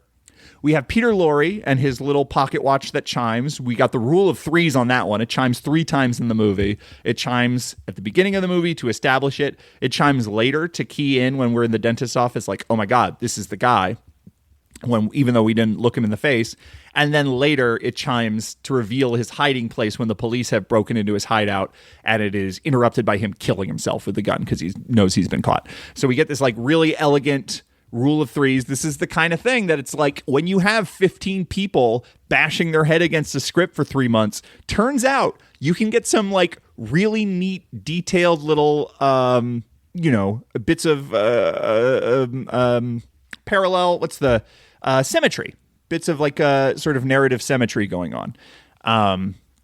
They go up into this creepy dentist office. We have the creepy scene where the dentist suspects that you are investigating him while you are lying back in his chair and he has a big metal hook in his hand that is going into your mouth. So, like, beautiful, tense scene. This is also, if you throw back to when Alfred Hitchcock was working for that engineering firm and was designing the literary paper for that firm, he wrote a short story as a teenager about a woman sort of descending into a basement of a pub where she was tortured, and there was, like, this secret cabal of people who she offended, and they, like, locked her in a dungeon under the pub, and then it is revealed that it is all the, like, fever dream of laughing gas.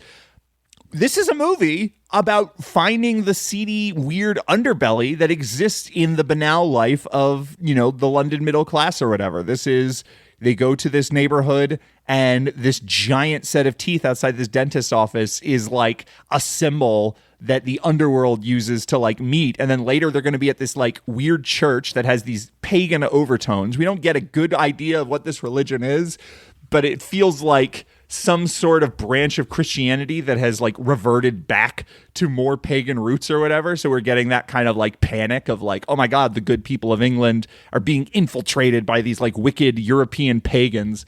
But it's, like, right under everybody's nose. They just think it's just a regular old church. And so this idea of, like, yeah, there's something happening in the basement under the pub that you don't know about. Like, that story he wrote as a teenager back in maybe before the 20s, or maybe it was just like 1920 or something. 14 years earlier, he now has he now is, like, finding the full cinematic potential of that. So we get this, like, really great tense scene in the dentist office. Peter Lorre shows up and you hear the chime, and then you get introduced to the assassin again because the camera pans up to the top of the door frame. He steps in and you just see his hat, that he takes off his hat, and it's like, there it is, the Brill cream hair. Fucking incredible. The whole movie is just, like, nonstop, really great visually inventive shots. They ultimately chase them back down to a nearby church, this bizarre pagan church. We get this great fight scene. This church, it's so surreal. The influence of the surrealism of, like, the German expressionism, even in this, like, real world, non-supernatural thriller, spy thriller even, which there's something extra grounded about a spy thriller because the stakes are supposed to be recognizable as our own contemporary political stakes. It's not about, like, a fictional country or something like that. It's Well, I guess it is. It's kept vague enough that it might as well be a fictional country. I will say it's not. It's not. No one says Adolf Hitler in this movie. But it's it's Peter Lorre. He has that thick German accent. It is 1934. People know what the fuck is up. People understand what things represent. This weird church is filled with little old ladies, and you don't understand why. You don't understand. Some of them are in on it, so it's just like a terrorist organization that has just like a contingent of little old ladies as part of its workforce. Very strange. There's like a hypnotism scene where you get this like really great shot where it's like out of focus and there's all this like lens flare, but the one thing that is in focus is just one of this old woman's like bulging eyes. They descend into this pagan church. They get into a scrap, but there's this like really, again, this is what happens when you just get really fucking drunk night after night and say, we're not going to stop until we come up with the best goddamn script ever. They get into a fight in this church, but we can't use guns. All the bad guys have guns, of course, but we can't use them because then we'll be heard on the outside. So it becomes this chair fight, and all of the chairs that all of the congregation were sitting in a moment ago are now flying back and forth across the room, and they're all made of fucking balsa wood. They're just shattering and crumbling apart, and it is just this church being absolutely torn apart. There's a lot of really great attention paid in this movie to environments being destroyed. You get this great chair fight. It's very funny. And then to cover up the sound of the chair fight, one of the little old ladies like pops on the organ and just starts playing church music. So you just get this like intense, really brutally physical chair fight of just wood being smashed all over the place. And then da da da da da da da da da da da. Like, it's so fucking funny. And then during the scrap, he sees that the assassin has a ticket, a box seat ticket to Albert Hall. And he manages to tell his friend, who manages to escape out a window and get to a phone box, probably the phone box they called the ransom call from, to his wife. And now his wife has to go. This is another change from the original Bulldog Drummond script, is the woman's given a more active role. This is, of course, another sort of hallmark of the Alfred Hitchcock thing, is that they are these thrillers in which men and women are sort of like thrown into circumstances together, and part of the gender dynamics of men and women in modern Western society are played out large on these like huge stake kind of exciting action movie plots. This is The Lady Vanishes. This is The 39 Steps. This is North by Northwest. And I'm sure plenty more that I haven't even occurred to me yet. We get it here, though in this case, the husband and wife are separate, but she has a job to do. She's got to figure out a way to stop this assassin, and she can't really tell the police. Okay, so assassin has the Brill cream hair. Peter Lorre has a little chiming pocket watch. And then earlier in the movie, she gave her daughter like a little pin that's of like a little cartoon child, on skis. And that pin has come to symbolize the child. So as soon as she gets to Royal Albert Hall, she spots the assassin. She's about to go talk to a police officer, and he steps in front of her and then just sort of like takes her hand and places the child's pin in it and is just like, don't do anything fucking stupid now. Your daughter's life is on the line. And so we get this really tense scene where she doesn't know what she has to do. She doesn't know what she's going to do. She doesn't know exactly how the assassination is going to happen, because at this point, our heroes don't know. We get a reveal that another just like little brilliant, perfect touch. The piece of music that's going to be played at the Royal Albert Hall climaxes in a big cymbal crash, and the gunshot's going to come from there, and that's going to hide the sound of the gunshot, which is going to give the assassin the cover needed to get away during the confusion, because people won't know immediately, like, oh my God, there was a gunshot. Look up. There he is. So he's going to hide the gunshot in this cymbal crash, but she doesn't know that yet. So she is just like watching this play out, and she's looking up at the box seat, and she sees the little butt of the rifle, and she knows she can't run to the cop. And then at this point, Alfred Hitchcock shows that the police officer standing in the aisle is a fat police officer, which Alfred Hitchcock, he is a fat man himself, but that doesn't mean that he is not going to engage in the same sort of just like weird fat phobic characterological choices that most films to this day still do, which is like fat equals incompetent. And so when the camera pans over and we just see a fat cop in one of those, crazy British Bobby helmets or whatever, you just go like, okay, yep, he's not going to do shit. That's useless.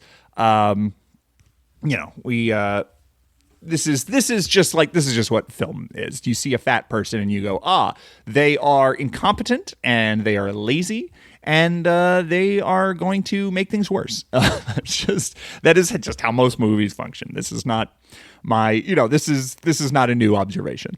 So she has this like really great building of tension, and this piece of music they wrote for the scene is really scary, and there are all these weird lyrics about like, I heard a sound, a horror coming from the forest. It's like weirdly crypto, like if you read it as poetry and read between the lines, it's like this whole sequence kind of happens during a cantata about the rise of Adolf Hitler. Like, it's fucking crazy. It's so good.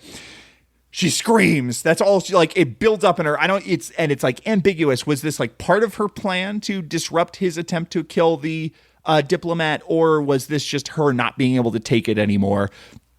Hard to say, but she screams. The shot goes off. The diplomat is shot. The assassin runs. At this point, she runs and gets a cop, and it's like, that's the man. They chase him out. He gets into a car and drives away. They follow the car. They get to the hideout. Turns out the diplomat was just shot in the shoulder. It was just like that little bit of distraction of her screaming threw off his aim just enough that instead of killing the diplomat, he gets winged in the shoulder. He's going to be just fine. Now they got to save their daughter. We get a absolutely insane shootout. It is so much gunfire. So many bullets. It is just 15 straight minutes of gunshot sound effects. No music, no tense, scary music.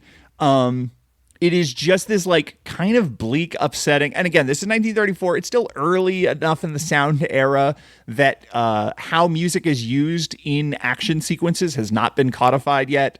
And so there is, I don't want to say this is necessarily Alfred Hitchcock subverting audience expectations, because in 1934, I don't think the audience is necessarily expecting like arousing, sort of like big thrumming John Williams kind of dun dun dun dun dun dun dun dun dun dun dun, like Hans Zimmer kind of exciting action movie score, that percussive kind of a thing. I don't think that's really what's going on in 1934. So it's not necessarily Alfred Hitchcock subverting anything, but it is still really effective in like being kind of chilling and upsetting and scary and tense. Though there are some like really good bits of humor involving the cops. There's just a part where a police detective is holed up in a nearby corner shop, like a tobacconist or whatever. And he's sort of like managing the whole situation from there. And he just casually like reaches and grabs a piece of candy and starts eating it. It's like, yeah, that's what a fucking cop is. A cop views everything as theirs, and they'll just fucking take that. He didn't pay for that piece of candy. He's just going to eat it. Alfred Hitchcock said, fuck the police, and good for him. But Alfred Hitchcock knows something, or at least in this movie, he shows that an understanding of something that I always associate with Anthony Mann. And it is an understanding that not all action filmmakers have, even you go as late as the 80s. You look at Commando, all right? Classic. This is meat and potatoes, 80s action movie. Arnold Schwarzenegger, big muscles, machine guns, dumb as hell, okay? This is an action movie, Commando. Mark L. Lester. What do you see? You see a bunch of close-ups of machine guns firing. You see a bunch of medium shots of people firing machine guns. You see people grabbing their chest and falling over. This is not the way you fucking stage an action scene. This is boring. The action in Commando, a lot of it is very boring for this reason. Where the guns are firing is not the exciting part. Where the bullets are landing, that's the exciting part. Anthony Mann shootout, you're getting all these ricochets, you're getting rocks exploding, you're getting like clouds of dust, you're getting these ricochets getting closer and closer to Jimmy Stewart as he's like on this mountaintop shooting it out with these guys.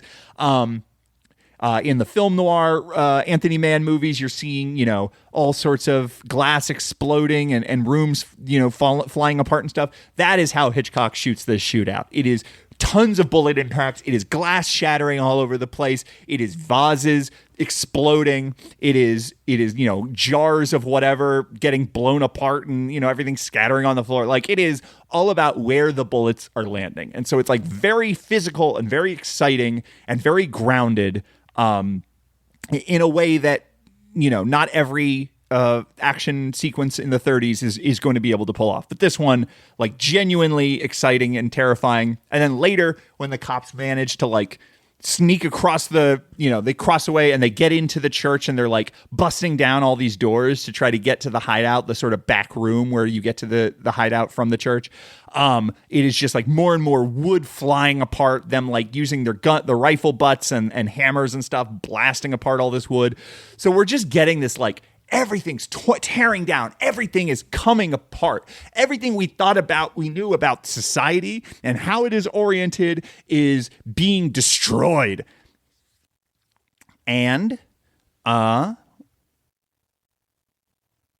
was I going with this? Anyway, it's fucking awesome, but it's also, like, thematically relevant. It is the nice, calm, boring middle-class life that of England that Alfred Hitchcock loves to satirize, just being absolutely torn asunder by the international schemes, by this terrorist group. Yeah, I mean, I talked a little bit about Peter Lorre. He's Peter Lorre. He's fucking incredible. He has this great, like, he smiles and he looks so happy and so malevolent at the same time. And he is so chill. He constantly has this cigarette, like, barely in his mouth. It's just, like, dangling, almost, like, down, pointed at the ground. And as he's just casually, like, reloading his revolver or whatever. There's this, like, really great moment where there's, like, he's in the room with the father of the kidnapped girl, and there's some kind of noise or whatever. So his goons bust into the room with their guns drawn, and he does a little, like, he puts his hands up like, hey, don't shoot. Like, he's just being very sarcastic. Also a little queer coded, I want to say. This could be, there might be something to Peter Lorre, who, as far as I know, 100% heterosexual man. There might be something to him that I just read as queer coded, that is just him, who he is. I mean, there are certainly movies that lean into this more. You can't say that his character in, like the Roger Corman, Edgar Allan Poe movies are queer coded, but, like, you watch The Maltese Falcon, he's fucking filleting his cane. He is a lavender fucking handkerchief. He's fucking gay in that movie. This movie, maybe just because it, reminds me of The Maltese Falcon a little bit. Like, this movie, there is something very erudite and sophisticated and, like, a little mincing and a little bit light, a light touch that it does remind me of the other queer-coded villain that we've encountered so far, the blackmailer in Blackmail. And we're going to get more queer-coded villains later. We're going to get Martin Landau in North by Northwest, obviously Norman Bates. Norman Bates is a whole fucking thing. There is a very, very funny anecdote in the biography I'm reading about these parties that Alfred Hitchcock would have. One of Alfred Hitchcock's party tricks that he would only do when he was super drunk, that Peter Lorre found especially hilarious, was Alfred Hitchcock, great big fat man. He'd take his shirt off, he'd wrap a shawl around his shoulders, and then he would do, like, a performance as, like, a sexy belly dancer. And, he's a large man. He has large breasts. He's, like, cupping his breasts and, like, doing, like, a fake, like, he's doing drag, basically. Like, he did a drag routine. That was... like, again, there's all these, like, little bits here and there where it's like Alfred Hitchcock, maybe he's 100% heterosexual and he just sort of understood the potential of queerness to elicit laughs or to cause, unsettle people. This could be him just sort of, like, utilizing, I'm pretty sure Flip Wilson was straight too, but, Geraldine is a very funny character because he understands that drag can be funny. I am not prepared to go into a whole monologue about black men doing drag and all of the connotations of that. I could have said Milton Berle and avoided all that. My mind went to Flip Wilson. I'm not going to... Maybe Flip Wilson doesn't hold up. I don't know. I'm not here to do that. Anyway, point being, Alfred Hitchcock, there's just little stories here and there where he'll make a little comment, and I'm like, how Kinsey? Did you take the Kinsey? Are Are you a 1 or a 6? I forget exactly how the Kinsey scale is laid out. You might be a 2. You might be a 5. You know, maybe you're not all the way straight. I don't know. Peter Lorre in this movie, fucking incredible. Just great. You know, he's Peter Lorre. He has a great face. He has a great voice. He's an incredible actor. This is him springboarding. It's like right after M. I think his little pocket watch is a tribute to M. This was a role that was like, he was originally like, oh, we should have him as the assassin. And then once Alfred Hitchcock met him and like kind of got his vibe, he's like, no, this is the mastermind. And then was like, we need to make the mastermind's part bigger. We need to give him more lines. We need to give him more scenes. This movie it's going to be his face on the poster. So again, like they spent months and months hammering out this perfect script. And then when they found this actor, they said, well, we need to adjust so that we can really take advantage of how fucking incredible this actor is. So, this is this is also like modern Hollywood, and when I say modern Hollywood, I'm born in 1987. So like my conception of like a big Hollywood action movie is largely defined by like Jerry Bruckheimer. And this is like the classic Jerry Bruckheimer movie there are 15 screenwriters and one of them does the romantic subplot and one of them does all the side character work and one of them just adds 100 jokes and then one of them finds a way to make it like thematically relevant and then one of them does some symmetry. Like this is the Hollywood process for how a big movie is made. This movie was not expensive. The Man Who Knew Too Much was like, I think 40,000 pounds. This is especially when compared to like American films of the time, this is like very firmly a B movie, but it is made in this style, and this is like, we're going to see Steven Spielberg later. When Steven Spielberg is producing his own films, he is managing writing rooms a lot like Hitchcock does. There are interviews where it's like, I think it was like a New Yorker piece right after Schindler's List came out, where it's like the reporter followed him into the Amblin production office where they were having like story meetings for Casper, and sort of the way they describe Steven Spielberg, like wrangling this like writing team and like pitching stuff and like punching stuff up and everything. It's the exact same way Hitchcock worked on this. So like in some ways, like the 4-quadrant like person, I mean, this is full of personality. This is full of meaning. This is full of like real political bite. This is kind of shocking in some ways. I don't think a lot of audiences had seen something quite this violent. This is stylish in a way. So I don't want to write this off as anything resembling like bland Hollywood material, but this is produced using the same method that would later be used to sort of like sand off all of the interesting edges. And eventually we get into our sort of 2020s like Hollywood slop era where everything just is kind of formless and without a human touch. It got too far. It went too far or whatever. But like, it is interesting to see this movie and understand that it is in some ways made from that same process. And some of those fucking Jerry Bruckheimer produced movies, like the Rock's fucking incredible. The Rock is 100% this thing where it's just sort of like, yeah, you don't really feel a lot of like human being behind it because every aspect of it has been like sanded down to its most efficient version. But I fucking love Michael Bay's The Rock. So sometimes it works.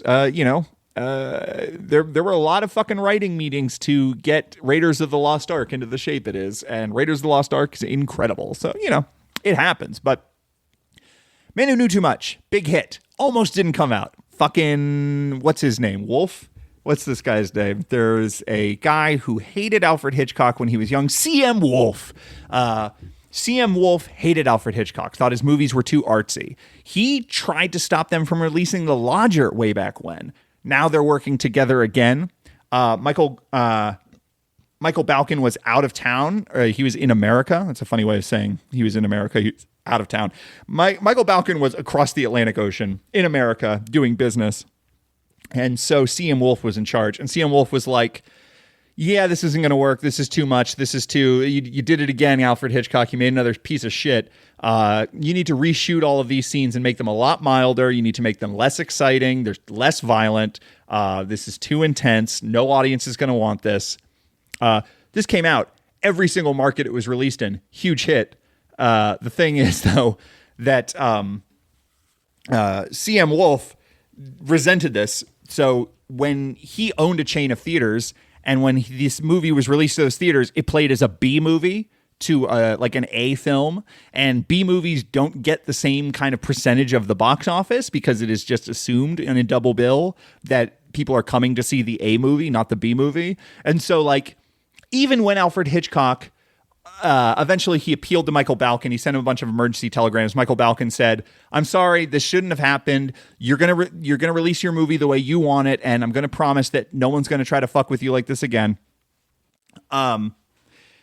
But like, even when he gets his way, he gets his movie out there, huge hit. Audiences love it. British audiences never seen anything like it. American audiences are like, who is this Alfred Hitchcock guy? For the very first time, his movies are crossing over there. You still have C.M. Wolf being like, yeah, but fuck you. You didn't make the money that you made, because I'm saying that this other guy made the money that you made. That led Alfred Hitchcock to reach out once again to America to be like, hey, I know you didn't, I know you didn't want my contract before, but I just made The Man Who Knew Too Much, and I'm not trusting these fucking British film industry I'm working for. This did not happen yet. Rebecca, 1940, will be his first American film. So he has another 6 years of making films at Gaumont, and some of the best films he ever made were for this. So all that to say, Man Who Knew Too Much, one of the most important Alfred Hitchcock movies, one of the best Alfred Hitchcock movies, might be, my top 5. I fucking love this movie. It is so fucking smooth.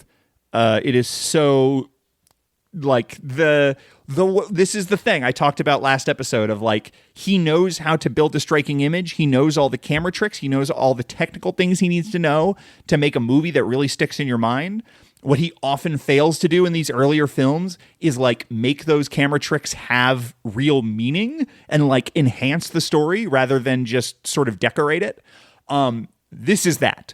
All of these tricks, they are all in service of this like really contemporary, exciting, new kind of thriller that combines humor and violence and is ripped from the headlines and captures how it feels to live in Europe in 1934. Absolutely phenomenal. And that is another episode of Dial P for Podcast. Thank you so much for joining me. I knew this was going to be a long one because I knew I was going to talk at least an hour on Man Who Knew Too Much. But if you come by at the end of April, let me pull up my little plan here. Next episode is going to be a banger, because next episode we are talking. Oh, no. I was looking at May. Oh my God. Wait until you get to May. I'm not even going to talk about May at this point. Next movie we're talking about is The 39 Steps. So Alfred, by the way, we skipped Waltzes from Vienna, where I did not cover that on this show. That is the last movie I'm going to skip. From here on out, I am covering every feature film in Alfred Hitchcock's filmography. We are going to get sort of the uninterrupted filmography from this point forward. So the movie that he followed up The Man Who Knew Too Much with is The 39 Steps. This was the first British Hitchcock movie I ever saw, and I fell in love with it. I have not seen it in many years, but last time I saw it, this was like my favorite Alfred Hitchcock movie, basically. So we're going to see The 39 Steps, Secret Agent, which also has Peter Lorre in it, Sabotage, and Young and Innocent. And I know nothing about Young and Innocent. I think I've seen Sabotage. It's pretty good. That's going to be fun. So come back next month. In the meantime, I have no sign off.